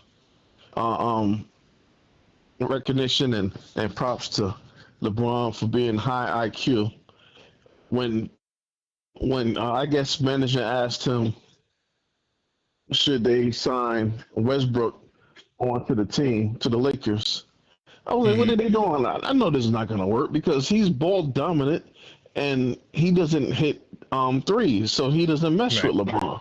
Or LeBron, I guess, wanting everybody up under him, looking up to him, and supporting him and being in his corner. Seconds. Mm-hmm. It didn't work out. LeBron got him bounced, and now Russell Westbrook is the enemy, saying this guy is false and he's fake. Mm. I mean, you know what? These I don't know. These guys are just a lot of these guys are fooling themselves, and they fool themselves, and then they think they can fool you. But in the end, everything comes out. Yeah, it's all content and it's all recorded. It's all documented. Everything you're saying. So Yeah, that's why I try to stay consistent. The minute the minute Draymond Green will clothesline another player and then hold his hands up and act like he didn't do anything, then he's never accountable for anything he does, and nobody calls him out for it. Right. So I really don't know what Golden State is doing. I don't know. It's kind of like he's holding them hostage with fear. I mean, it made no sense to bring him back. For $27 million. It's crazy. He don't have a skill set like that. He's a single digit rebounder and scorer. Yeah. Exactly. Exactly. In his 15th year? Like, Mm-hmm. I don't know. But I appreciate you, Rock, man. Great call. All right, bro. All right. Salute to my brother, Rock. You guys want to keep the calls coming, you can. I agree. I think that Draymond, while he thought that he would be bringing different elements to the table, he sounds like every other commentator. He does the same antics, right? You agree with Becky Heyman when she said that nonsense. Players are just biased, especially if you're active. Hey, what's going on, Angie? Uh-oh. Are you there? Do I got you, Angie? Can you hear me? Hold on. Oh, there you go. Can you hear me? I'm going to try getting Angie back. Salute to the OKF ladies. I hope she could hear me. Wonder that was... Nah. Mine look good. Let me try to get her back on now. 646-995-8389. Call up. Voice your opinion. What's going on, Karan? What's going on, Angie? Hey, I just jumped on a little bit ago, but I caught, a nice bit of a particular topic, Draymond. So I just wanted to kind of jump in on that. And, it's really sad. Like when I hear Draymond, it's like someone who's kind of holding on for their lives to be relevant in whatever fashion he can try to find. Right. Because, the truth be told with Draymond is he really need to just be paying, Curry a commission every time he gets a check. Because that's the only reason why he has the longevity. That's the only reason why, they're coughing up $27 million and overpaying for you is because the unsaid thing is, he's Curry's boy, right? So, yeah, he's not Giannis' brother, but you might as well say, same thing basically. And it's just sad to see another man in another man's pocket. And, as you always say, and I echo it, I will never, ever, ever, say anything against anybody making as much money as they possibly can. We're talking about billionaire owners, and we're going to start acting like crabs in the barrel in each other's pockets. It's so sad, someone of his tenure that's been in the league this long to come after Josh. And you think about Josh. Josh is someone who has been a career spark off the bench player. Right. Tibbs is the one that gave him the opportunity to start. Right. It's just like us in life. You finally get that promotion that's going to really give you the spotlight and really up your value, where you can now take care of your family at a potentially a different level. That's what Josh was doing. Right. And so Josh went from, that's why when Grimes gave up that starting spot, And Josh was like, I'll take it and let me prove that, I can be a starter. And he hung on to it. And even when Brown came in and Brown was kind of playing around with Mitchell or Josh, what most of us didn't realize is we're talking about Josh pockets, because Josh knew that he had an expiring contract coming up, and starters get paid exponentially more than role players coming off the bench. Right. He understood that, so who am I to say Dolan, make him take a pay cut, or Josh, you should want to take a pay cut. Josh, if anybody on our team that should not take a pay cut, it should not be Josh. Right. Right. Josh, oh, did I lose her? crazy, for to even put that out there. So, it just really teed me off when I heard it, because, like I said, Josh. You know how many people want Josh on their roster? Let Josh become a free agent. There's not a team in his league that does not want a Josh on their roster. That's a fact. Right. That's a fact. Come on now. Come on, and think, and I'm gonna end with this too, Karan. Think about this. We ain't talking about OG. OG stood 10 toes down saying, no, I ain't giving y'all one penny. That's a fact. Right. OG like, nah. And Towns got the super duper max as we speak. Right. OG was like, no, y'all gonna pay me. I don't care. And if Josh do the same thing, I have no problem with Josh doing that. Yeah. Because like I said, he's one player that I say, hey, you don't gotta take 3 pennies less than what your worth is. And so, we just got to make a decision. And again, that was just foul what Draymond did. Very foul. Yeah, very foul. So I'm glad Josh clapped back at him. Don't come for me. And that's our enforcer right Josh, there. I do like. That's our enforcer, man. He gonna step up for his players, especially online. He's very active. That's it. And I gotta check something. I'm gonna get off, but I saw some flash. I didn't get a chance to really read in depth on it, what it was saying. But Ian Begley had something on there about Hartenstein.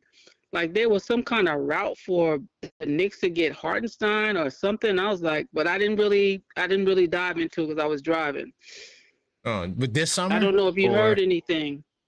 Something with him linking Hartenstein to. I'm like, I'm sure OKC not, dangling Hartenstein.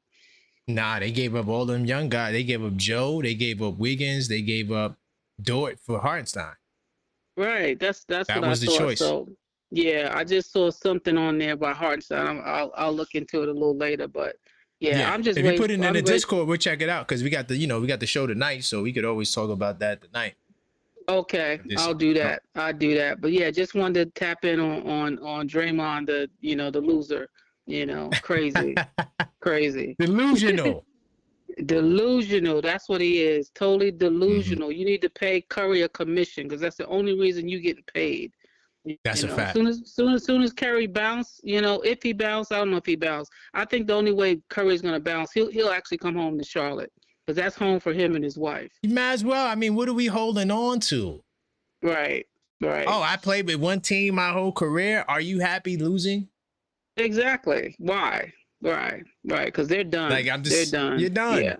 Yeah, they're done. You got Kristaps Porzingis on your team. You're done. Exactly. And no money to go. No money. Get anybody. Yeah, right. So leave the Knicks. Leave the Knicks alone. Leave us alone. We good. Leave us alone. Thank you, Angie. Good. All right, you be good. Smash those likes. All right. Bye. Definitely smash those likes. Like it's 2 words for Draymond. It's either he's delusional or he's biased, or he could be both. Delusional or bias. I know it took everything inside of him to apologize to Jalen Brunson. I've seen Draymond apologize before. Like he acknowledged that he was wrong. Like he acknowledged he was wrong in the pool situation. So I'm not going to say that he doesn't, he's one of them type of guys. Because there are people like that who feel like they never do wrong. But at the same time,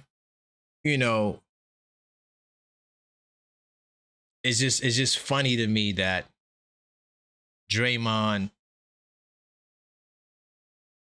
wants to pocket watch when no other player is talking about his contract.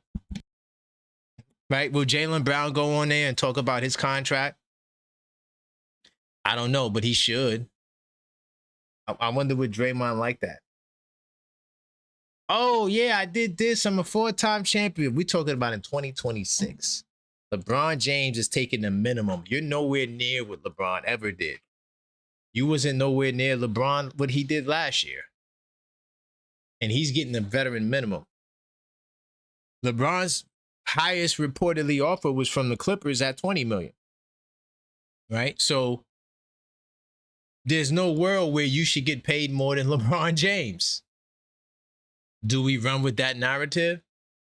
I'm not a player hater, so I'm not going to run with the narrative. But we could talk facts if you want to talk facts. And I'm not a player in the game. See, when you're a player in the game, y'all know how the business works. These guys are negotiating deals. You talking about Josh Hart's sacrifice while he's in the middle of negotiating a potential extension.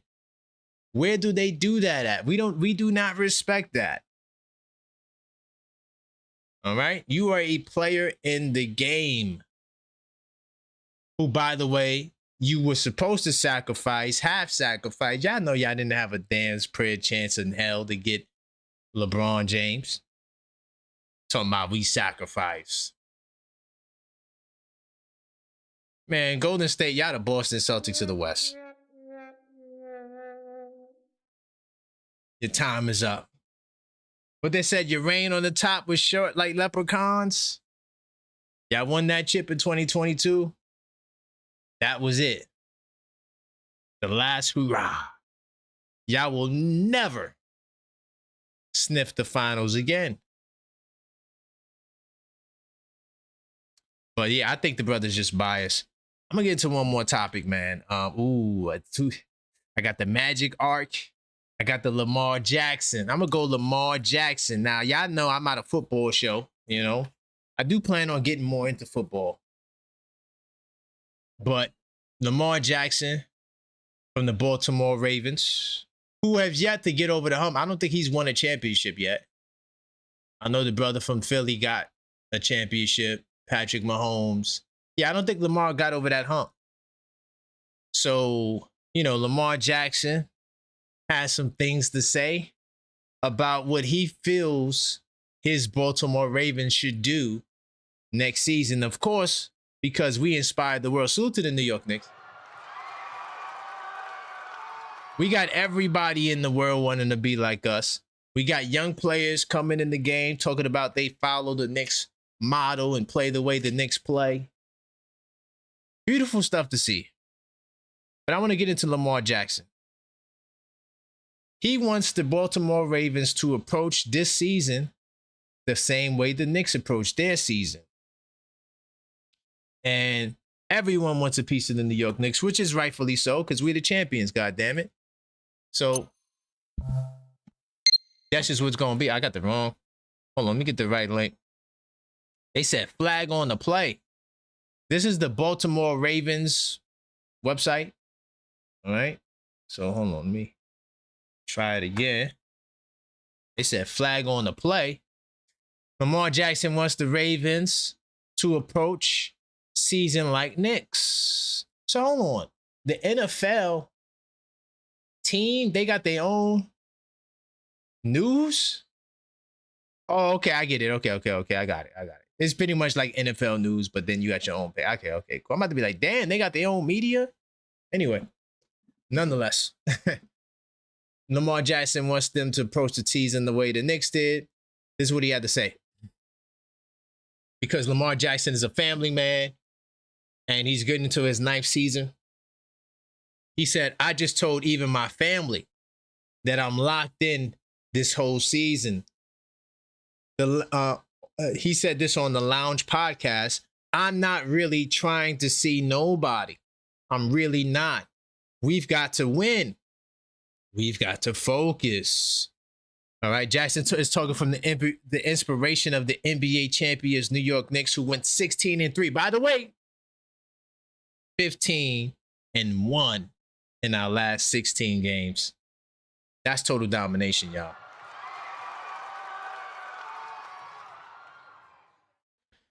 All right. Before the start of the playoffs, Dolan, he gave the team a speech about locking in and being focused. Okay.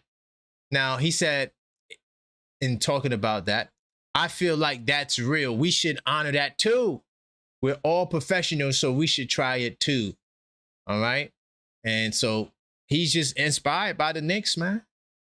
All right. He says he's confident. I'm super confident. I'm hyped. I don't know where they rank in the NFL power rankings or anything like that, but Baltimore usually has a good team. You know, to all the football fans out there, would you say that the Baltimore Ravens have a chance to win the Super Bowl? Because I don't know. I don't really know about what moves they might have made. I'm still trying to figure out what the hell the Jets are doing. I'm a Jets fan, goddammit. I know to some of y'all that might sound like this. But, to see all of these people come out, I mean, everyone has something to say about the Knicks and how good of a team they were and how they performed in the playoffs. Very, very unique to us because this is our first time winning it. And the way we won it, I think, is that it will be an inspiration for a lot of people. All right. Okay, I see you facts and opinions. You said they'll always be competitive. Okay. Well, I'm a Jets fan, so I can't say I'm rooting for them to do anything. But it is cool to see them try to buy into what the Knicks' philosophy is, and he wants the team to lock in. Now, here's the problem that I see. I mean, on the NBA team, we got 15 players with 3 two-ways at 18.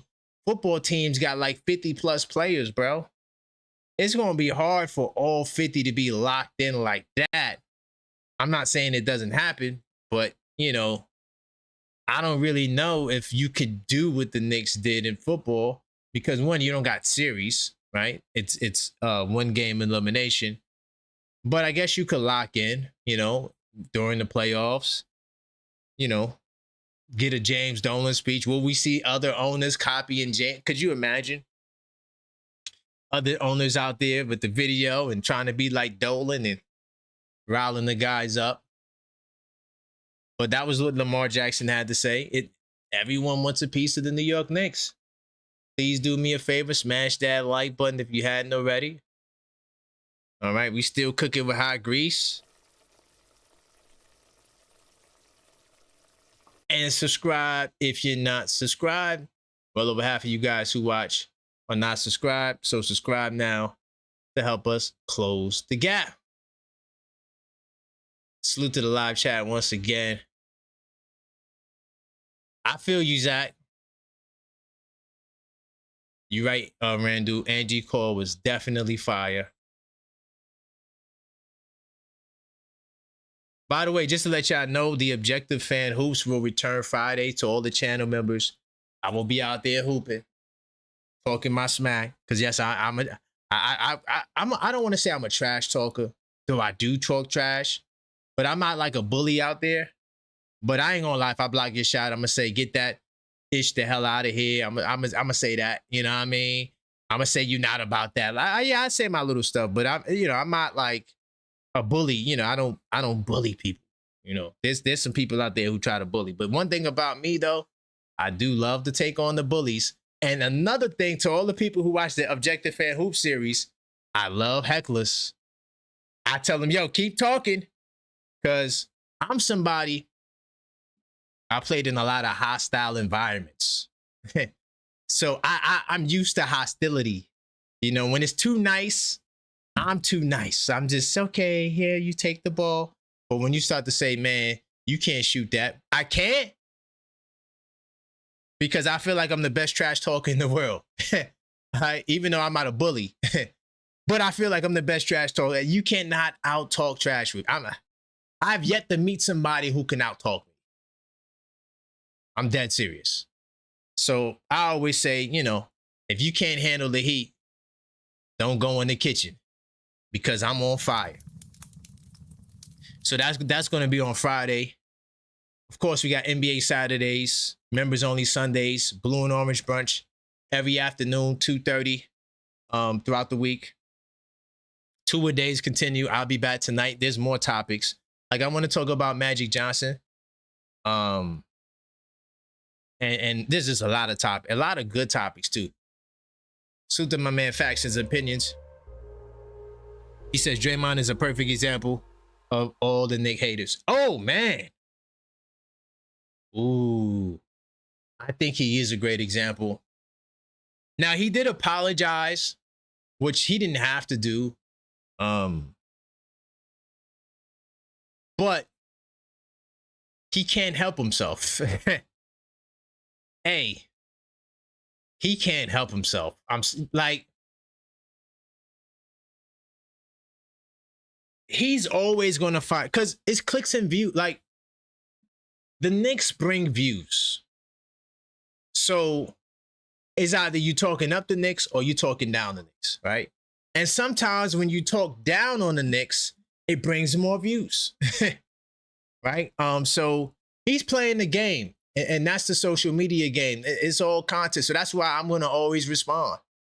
When people say, oh, why do we got to talk about it? Yeah, no, we got to talk about it because Brunson's not going to talk about it, right? Josh Hart might send a tweet out, but I got to come in there because this is what my job is. I get on the mic and I talk that talk every single day. And I will not allow these biased, delusional people to say anything crazy about the Knicks. It's all content. I'm going to draw the thumbnail up. I'm going to put your name in the title. We're going to talk about it. I don't got to disparage you. I don't got to say, talk about your looks. I could just talk basketball. I can point out where you were wrong at. And I'm going to put this clip out too. Why Draymond Green was wrong. I'm going to just clip that. Oop. And show where I dissect everything that you said. Because you're talking about a different era in time. Like, the NBA is not the same. It changed. So somebody got to sacrifice. And usually it is you, Draymond. Because you're the king of the middle class. You're not in a superstar level. But those guys are sacrificing money. Yeah, we don't need you to tell us how to conduct our business, Draymond. Get my man Yuri on the line. If you want to talk, 646-995-8389. Let's talk about it. What's good, Yuri? We in the building. Where we going today? Man, there's so many good topics out there, bro. What about me, bro? I mean, we could talk about Josh Hart clapping back. We could talk about Josh Hart's sacrifice. Where you want to go, my brother? Boston Celtics just signed Bradley Beal to a 2-year contract. Don't tell me that. Nope. Not joking. Hold on. With Shams? Shams. I think I saw it on. Hold on. We going to get talk your talk. I'm gonna be on the back end. Yeah, Shams from breaking free agent guard Bradley Beal signing a 2-year $6 million deal with the Boston Celtics with a team option in year 2. That's crazy. Man, still making money and he's whipping teams off. That's crazy. I got no words. Where you seeing that at? Because I'm on his Twitter right now. I don't see that as a post. Maybe he didn't write the post yet. Wait. Scam. Oh, it's a scam? Yeah, scam. I told you got to check your sources, baby. Listen, I'm not going to lie, Yuri. You're never going to come up with news that I don't hear. It's never going to happen. Like, the way my phone is set up, Shams is on priority. So when Shams tweet, I'm never going to miss it. I wouldn't be surprised if that news does not. Listen, when Shams tweet, Yuri, my phone just lights up, bells, whistles. I never miss it. So moving on though, let's talk about the Draymond Green because this is where I get personal. Okay, let's go. This man, Josh Hart, is rumored to take a sacrifice as well. There's rumors going on that Josh Hart's going to take a sacrifice to keep the team's window open. You got Draymond saying, I would like for others to take a sacrifice. I'm like, Draymond, there's a thing called if the captain doesn't do it, nobody else will. Cap leads the way. Head of the snake leads the way. Right. If my cap Yuri, do players have to sacrifice money though? That's their choice. So why is Draymond saying what another man should sacrifice because he sacrificed, but when our captain wants to sacrifice, now he shouldn't sacrifice? Like I don't understand that part. Like, right? Like, if a person wants to sacrifice, that's cool. You sacrifice. Well, you say you sacrifice. I don't know if you sacrifice. Would anybody pay Draymond? I mean, absolutely not. If you want to call it a goddamn sacrifice, okay, whatever. But to say that Josh Hart didn't sacrifice when he did, that's another part to it. He did. He helped the Knicks get Dante. There would be no Dante if it wasn't for Josh Hart. Yeah, I remember Josh Hart. Josh Hart didn't take a pay for. What did he do? I don't remember. Well, he took the player option, the $13 million, because he signed a 4-year 80, but instead of that kicking in right away, he delayed it 1 year after his player option to give the Knicks more flexibility, which led to them staying under the luxury tax 1 more year and signing Dante DiVincenzo. And then they went all out. And then they went all out to re-sign OG, to re-sign everyone else. Okay. Right. There you go. No, the whole thing with sacrifices, if you want to talk about sacrifice, how about when Jalen Brunson gave up all that money to still keep the Knicks underneath the second apron? Right. Right? He knew that this window, the window to win now, was in 2024 or 2025 when Tibbs was still the coach. Right? Then you lose to Indiana in 2025, right? Then the front office says, okay, Tom Thibodeau's not the guy, which took a lot of cojones to even do, because he just got succeeds to conference finals. Right. Right? And you bring in Mike Brown. Come on. All this team was built off of outcasts. That's true. That's what's special about this. Yep. And all these outcasts won in New York, and they felt that energy. 10 seconds. So my 100%. Draymond is that if you're going to complain about sacrificing, go look at the New York Knicks. They sacrifice, and what they get in reward, a fan base's loyalty. They won an MSG. They're like, nah, we gotta re-sign here again. I found my home.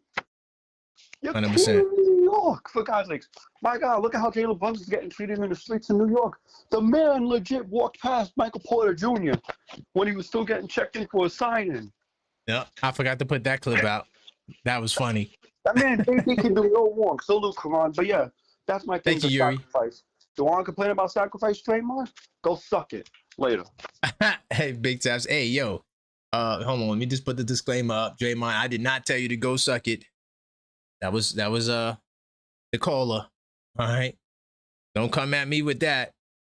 I don't need that. Draymond, I don't need to say that to beat you in a debate, Draymond. I could just tear down your point for point. If you want to talk about the Knicks sacrificing, we can have that conversation. You're going to lose. You're going to lose. Because your experience doesn't matter. Oh, but in my day, you sound like an old player. First off, you're an old player that's still playing, sound like an old ass player. You sound out of touch, but you're supposed to bring this fresh energy, but you sound like the rest of them. I agree with Becky Hammond. I'm a double down on it. Remember that? Who you sound just like them. As a player, you're not uplifting the players. That's why players shouldn't pod if you're active, because you're going to be biased. One, you got relationships. You can't talk about your team. And even the players who retire, you're biased too. Players are just biased, bro. You're never going to give us a fair take about your teams because you're still associated with them, whether you work there or whatever. They all biased. So it is what it is. Get my man Ty on the line. What's good, Ty? Yo, what's up, family? Nothing much, man. We just had to get at Draymond Green. I just literally logged in, and I logged in when you put the disclaimer up. What happened?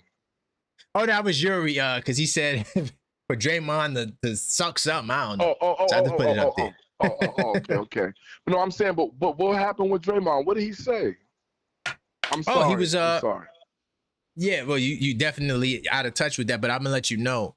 He was talking about no, because it's a good watch. I played the clip and everything. Anyway, just to give a summary for the people that just joined.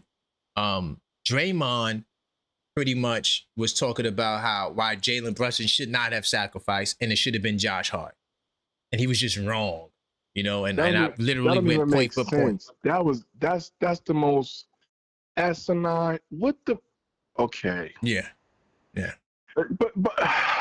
But he was oblivious to the fact that Josh Hart did sacrifice by taking the $13 million option and pushing back his extension. That helped us get Dante. Yes, sir. And helped us stay under the luxury tax. Yes, sir. And that led to the Towns trade, and the rest is history. Salute to Josh Hart. But like you just said, though, that's why certain players, and yes, salute to Josh Hart, man, the heart of the team. And that's why, players shouldn't pod, man, especially when they're still playing or still aspiring to play. This is why he wanted to restructure his so he can get LeBron over there, and it fell south. So now he's salty. They all salty. Yeah. And the only reason why he's salty is because he knows the Knicks have the recipe to repeat. We got to start looking at why these people are coming out saying what they're saying and these narratives that they're throwing around, and because they know that the Knicks, literally the only team that can beat the Knicks in this upcoming season is the New York Knicks. Yep. And the way it's currently constructed, the way Mike Brown you're going to give Mike Brown another year with this team? A lot of people are in trouble, man. They think this year was a dismantle of teams. Let the Knicks repeat. Oh, you heard it here first. Yes, there you go. You heard it here first. Let the Knicks repeat. The league will go through the most devastating. They're gonna do. Every team starting lineup will change. I promise you. GMs are gone. Coaches are gonna be swapping. Well, he coached better over there. Listen, they're gonna be pulling up coaches from the college ranks. You're gonna see. I promise you. You think Donovan? It's gonna be crazy. Listen, when the Knicks repeat, I'm not gonna say if. That's my bad information. When we repeat, we think this is nothing but a precursor to what's getting ready to happen. This is a precursor to what's getting ready to happen. We gotta start taking this hate and put it on the grill. We need things to eat. We gotta eat something. Put the hate into the coal in the fire. Heat up the fire, because these boys, for them not to want LeBron, and I believe they didn't want LeBron to come, is because they didn't care whatever team he went to, they still were not going to be able to beat the Knicks. The Knicks knows this. Yep. Giannis don't got nobody over there. Jaylen Brown then put together an old super team with two Asian veterans who don't even know if they're going to last outside of All-Star weekend. We got to stop this. Mm-hmm. We got to stop this. Like my man, refs getting fired. The Knicks going to be the reason why the Knicks is going to be the reason why they integrate AI right away. Okay. No, AI is coming though. I know, but I'm talking about in a full spectrum. In a full spectrum. Okay. Damn. Wait, no, we need the AI reps. This is there's no way. Jalen Brunson. Now go ahead. Yo, I can't talk to you. Look at the chat because, Facts and Opinions say, Adam Silver resigns. Yo, listen, man, this is getting great. Could you imagine? Yo, listen, they're gonna say? Oh, Adam Silver, he really wanted the Knicks to win. He's from New York. He was a Knicks fan. All type of stuff gonna come up. Oh, man. All type of stuff gonna come up, man. Anyway, let's go, Knicks, man. We gotta love this. This is fire. Like, this is good. These are good problems to have. I don't know about y'all, but I'm living this like Karl Anthony Towns said. Like, yo, man, he's still pinching himself. So am I. I've never seen a championship in New York history. But Ty, could I mess their heads up even more? Please do it. What if when we win the championship and Towns takes a sacrifice and Hart takes a sacrifice, they're gonna be even more mad. Oh damn, they taking sacrifices, man. Yeah, They put guess pressure what? on us. And here's the beautiful part about that, KP. They What's up? taking sacrifices and still getting their chicken. They still getting their bread. They still getting it. And see, that's what people are mad about. They didn't pay attention. KD, I hope you're listening. Bron, we already know you figured it out because Melo tried to tell you, but, you know, whatever. All of them players who we really wanted to come over to New York, we told y'all, you ain't going to just win a championship over here. You ain't going to just have your name celebrated like you played for, you know, the great. Listen, you're going to be able to get your money as well. New York is the money capital, is the media capital. So outside of your salary, from the commercials, from the endorsements, just from you being in New York, do you think Alvarado and Clarkson didn't put together that? They in commercials. That's facts. They know what it is. But see, people thought New York was going to be irrelevant for a long time. Hell no. But we had a rose grow from the concrete of the concrete jungle, New York. Fire. And he blossomed. And now you're going to see nothing but just beauty, fam. Beauty, man. Jalen Brunson is not complete. And if anybody can go inside Jalen Brunson's mind and ask him in his heart of hearts, Jalen, what will satisfy you? He's going to say another championship because that's what he's used to. I'm out of here, man. I'm out of here. Thank you, Ty. Finish watching the show, man. Great call. Show. Absolutely. Salute, Knicks Nation. Y'all stand up. Let's take the hate and use it as bait. Let's go. That's why I'm here. I'm setting traps for them all. I can't wait for my first debate, Ty. Listen, my first debate, I'm taking the head clean off. KP. I'm not even playing from the first round. I'm going to say this to everybody before I go. Let's get KP. Let's reach out and get KP a debate, a fire debate. That's our homework for KP. Let's get him out there, and we all going to post that on our own social media. Let's get KP that debate. That's a fact. I'm letting you know I'm going to do it. I see Tugboat just chimed in. Look, we're going to do that, man. We're going to get you that debate, bro. I appreciate that. And we need to pick a team that we really want. And we go over there, whether it's Philly, whoever you want, KP. It could be anybody. It could be the Memphis Grizzlies. It's the same energy. It could be Memphis. It could be OKC. It could be Dallas. It could be who's trash? The Nets. It could be anybody. You said who's trash? 28 teams is trash. All right, family. All right. Thank you. All right, Thank you. All right. I'm putting them all on the grill. Cause I'm not gonna lie, man. I'm a walking cheat code because I watch all of their teams. I know all of their nice young players. You know, very few teams I don't know a lot about. So I'm ready. Especially the teams that's out like the Clevelands and that's easy work. I mean, I don't think a Cavalier fan would have the heart to step up. So I'm not even thinking, but I got a couple of Sixers fans in my scope. Just to let y'all know, there's a couple of you Sixers people. I'm like, oh, okay. Oh, yeah. Oh, I'm hungry. Feed me, content creators. Yes, I am hungry.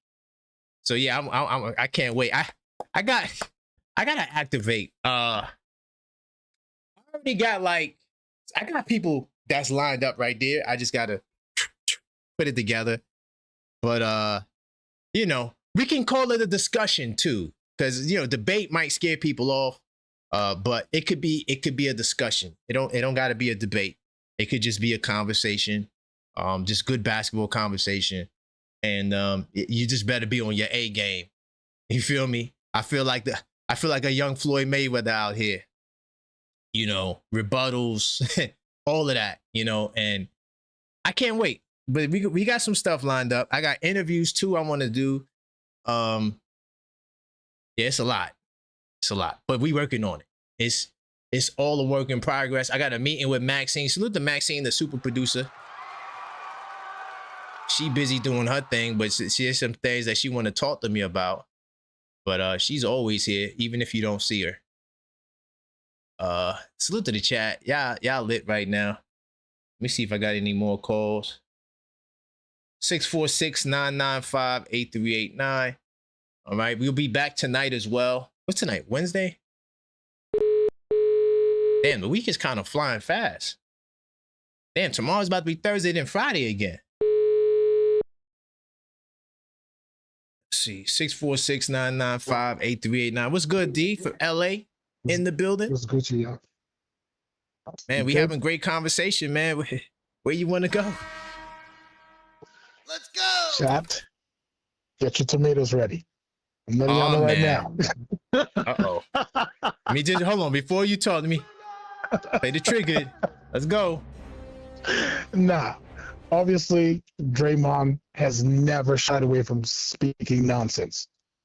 He tried to make for real. He tried to make it a kind of not necessarily a compliment because it wasn't a compliment, but he tried to put himself in Josh Hart's shoes as an example of that. It's like, okay, cornball stuff. That's the problem. Obviously, yeah, that's the problem. Exactly. Corny. But now here's where the tomatoes come, right? Because this is what I want Knicks fans to answer. It's just a question. Draymond is in a 1-year deal this year, right? Right. He's most likely gonna be a free agent after this. I can't see the Warriors moving forward. Whatever. Right? Where you going? Goes. Where you going? Here it goes. Go ahead. If Draymond is not a Piston, are Knicks fans ready for him to possibly ever be a Knick? Who are you talking to? You forgot who you're talking to? Asking. I'm the one that was every day Giannis trade. Get LeBron. I'm that guy too. I'm not against players, bro. Right. I'm just asking because the Laker fans did hate the living crap out of Matt Barnes. That's facts. But the value was the value, though. So, and we got to keep it in context. We're not talking about 10 million, 15 million. We're talking about 5 million. Minimum, maybe little exception money. Yeah. But our Knicks fans, if it does show up that somebody like Draymond in his older age can put up 5 and 5 off the bench and be a strategic perspective, are Knicks fans possibly ever ready for that? Because it could present itself. I think he would be a perfect addition. Okay. I think he would be a perfect addition. I know people are pissed off by it, but I don't care. I think he would. I don't think Draymond Green is a bad player. I just think that, the stuff he says, he's off base. But when it comes to playing basketball, what? Man, shoot. And I think he's subtly positioning himself because he's already figured out the media thing. Talk about the Knicks, you get clicks, whatever. He's figured that out. But I think he's slowly positioning himself. If he's not going to be able to ride LeBron's tail, he's Brunson. Right. You saw what he did. He made sure it was clear. Yes. Right. So I'm just, I'm not saying it's going to happen, but I'm just trying to make sure that Knicks fans are aware that the guy might be trying to get our attention in other ways than, not. But I'm glad you said it that way because I wasn't saying I want him. I'm just presenting the idea that it's a very high chance that if he doesn't get to Detroit, he will be a Knick.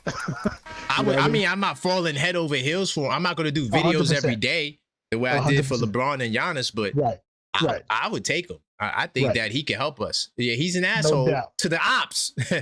I feel you. When he's on your team, he's going to big you up. You feel me? Right. So, and I know that I'm going to go to that Discord and get crucified by Tugboat and J-Tap. It's all good. I got y'all. I got your back. I'm going to be up in it.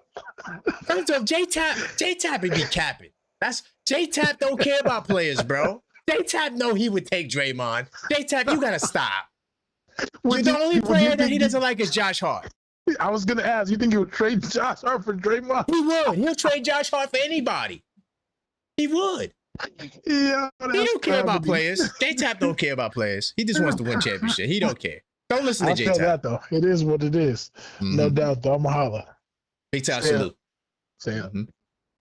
Yeah, I know some of y'all like, no, I don't want Draymond. No, listen. He's delusional. He's biased. He's all of those things. We don't like what he says. You may not like him. That's fine. But if he can play on your team, he's the perfect team player. There's no ego with him. You know what he gonna do? He gonna try to fight the weak link on the other team, right? He gonna big up his guys. He's gonna pass the ball. He's gonna rebound. He's gonna play defense. I don't see how that's negative. Yes, I don't like what he says on the mic, and I don't think he should be podcasting, but that has nothing to do with him playing basketball. I'm sorry. Right. By the way, we just got some breaking, not news, but there's been an update from Evan Sidri. Just make sure this guy's a real guy. Yeah, this guy's a real guy. The Bucks and Nuggets have been in active sign and trade discussions centered around Peyton Watson. AJ Green, alongside future first-round picks, could be sent in a deal to Denver. Okay, Green, an elite three-point shooter, has potential to be a strong fit with Jokic, and he's a hack.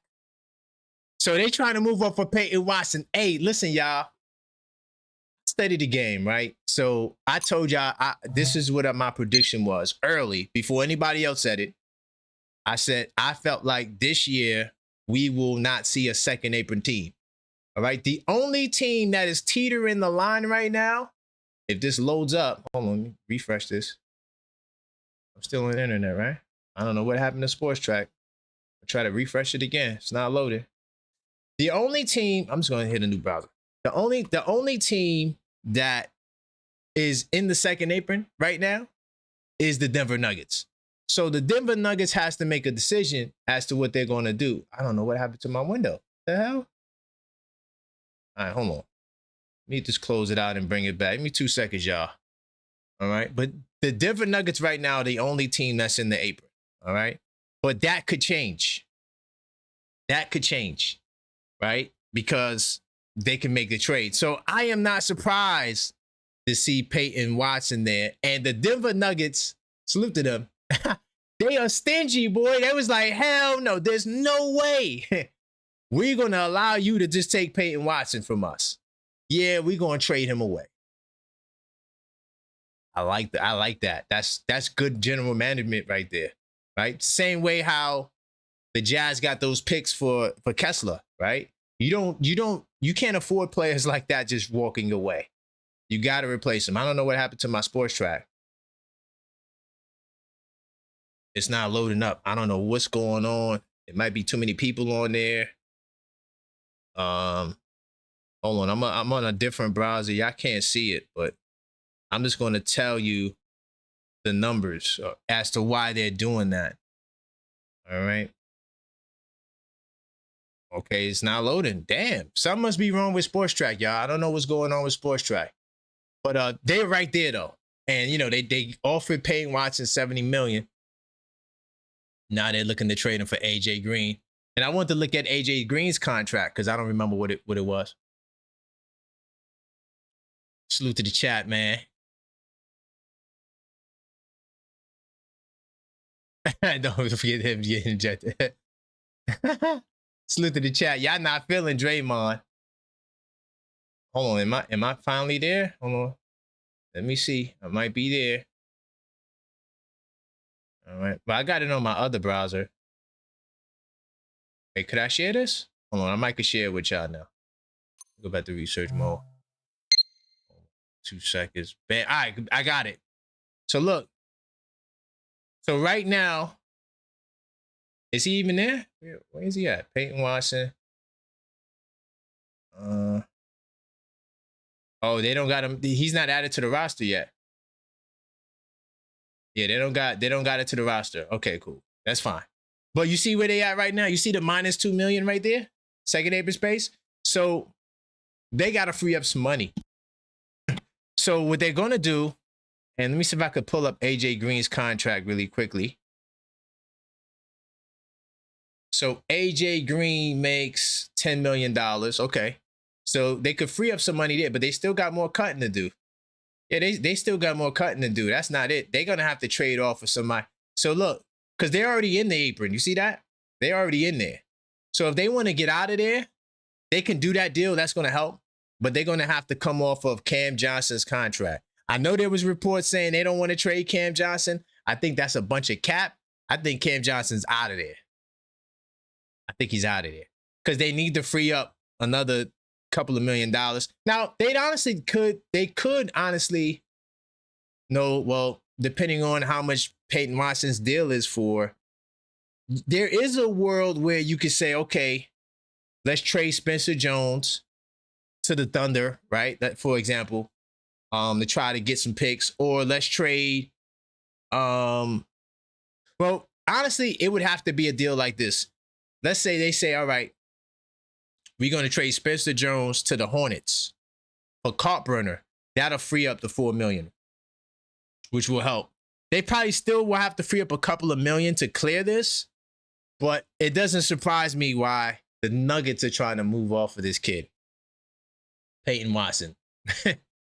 Wow, interesting. I see the chat. It don't have to be Cam. I think Cam is the easiest fix. They could move some of these other, like Spencer Jones. They could move off of him, and maybe even Strother. I'm not sure if they want to do that because Strother is, you know, a young talent. But, you know, I know they don't want to lose Christian Braun.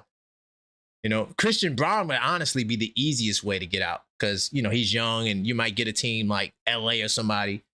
Clippers, right? You could just dump him on the Clippers. Right? And I also seen some news on the Clippers too. Hold on. Something about the investigation with the Clippers. Let me see. Clippers reported. Nah, that was on ESPN. I lost it. I don't know where it's at. Yeah, I got an update about the Clippers too. Something with the investigation. Whatever. We'll deal with that later. But that's where we are right now with the rest of the league. Salute to the chat. I know y'all not feeling Draymond.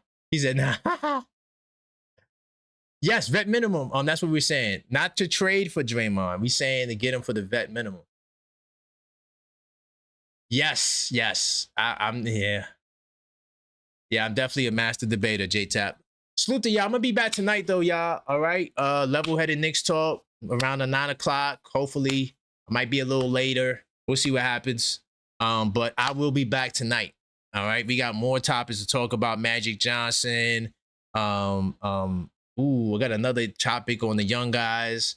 It's just too many topics. So we'll be back tonight. Hopefully you guys will be in the building. And until next time, as always, let's go Knicks. Knicks in 5, baby.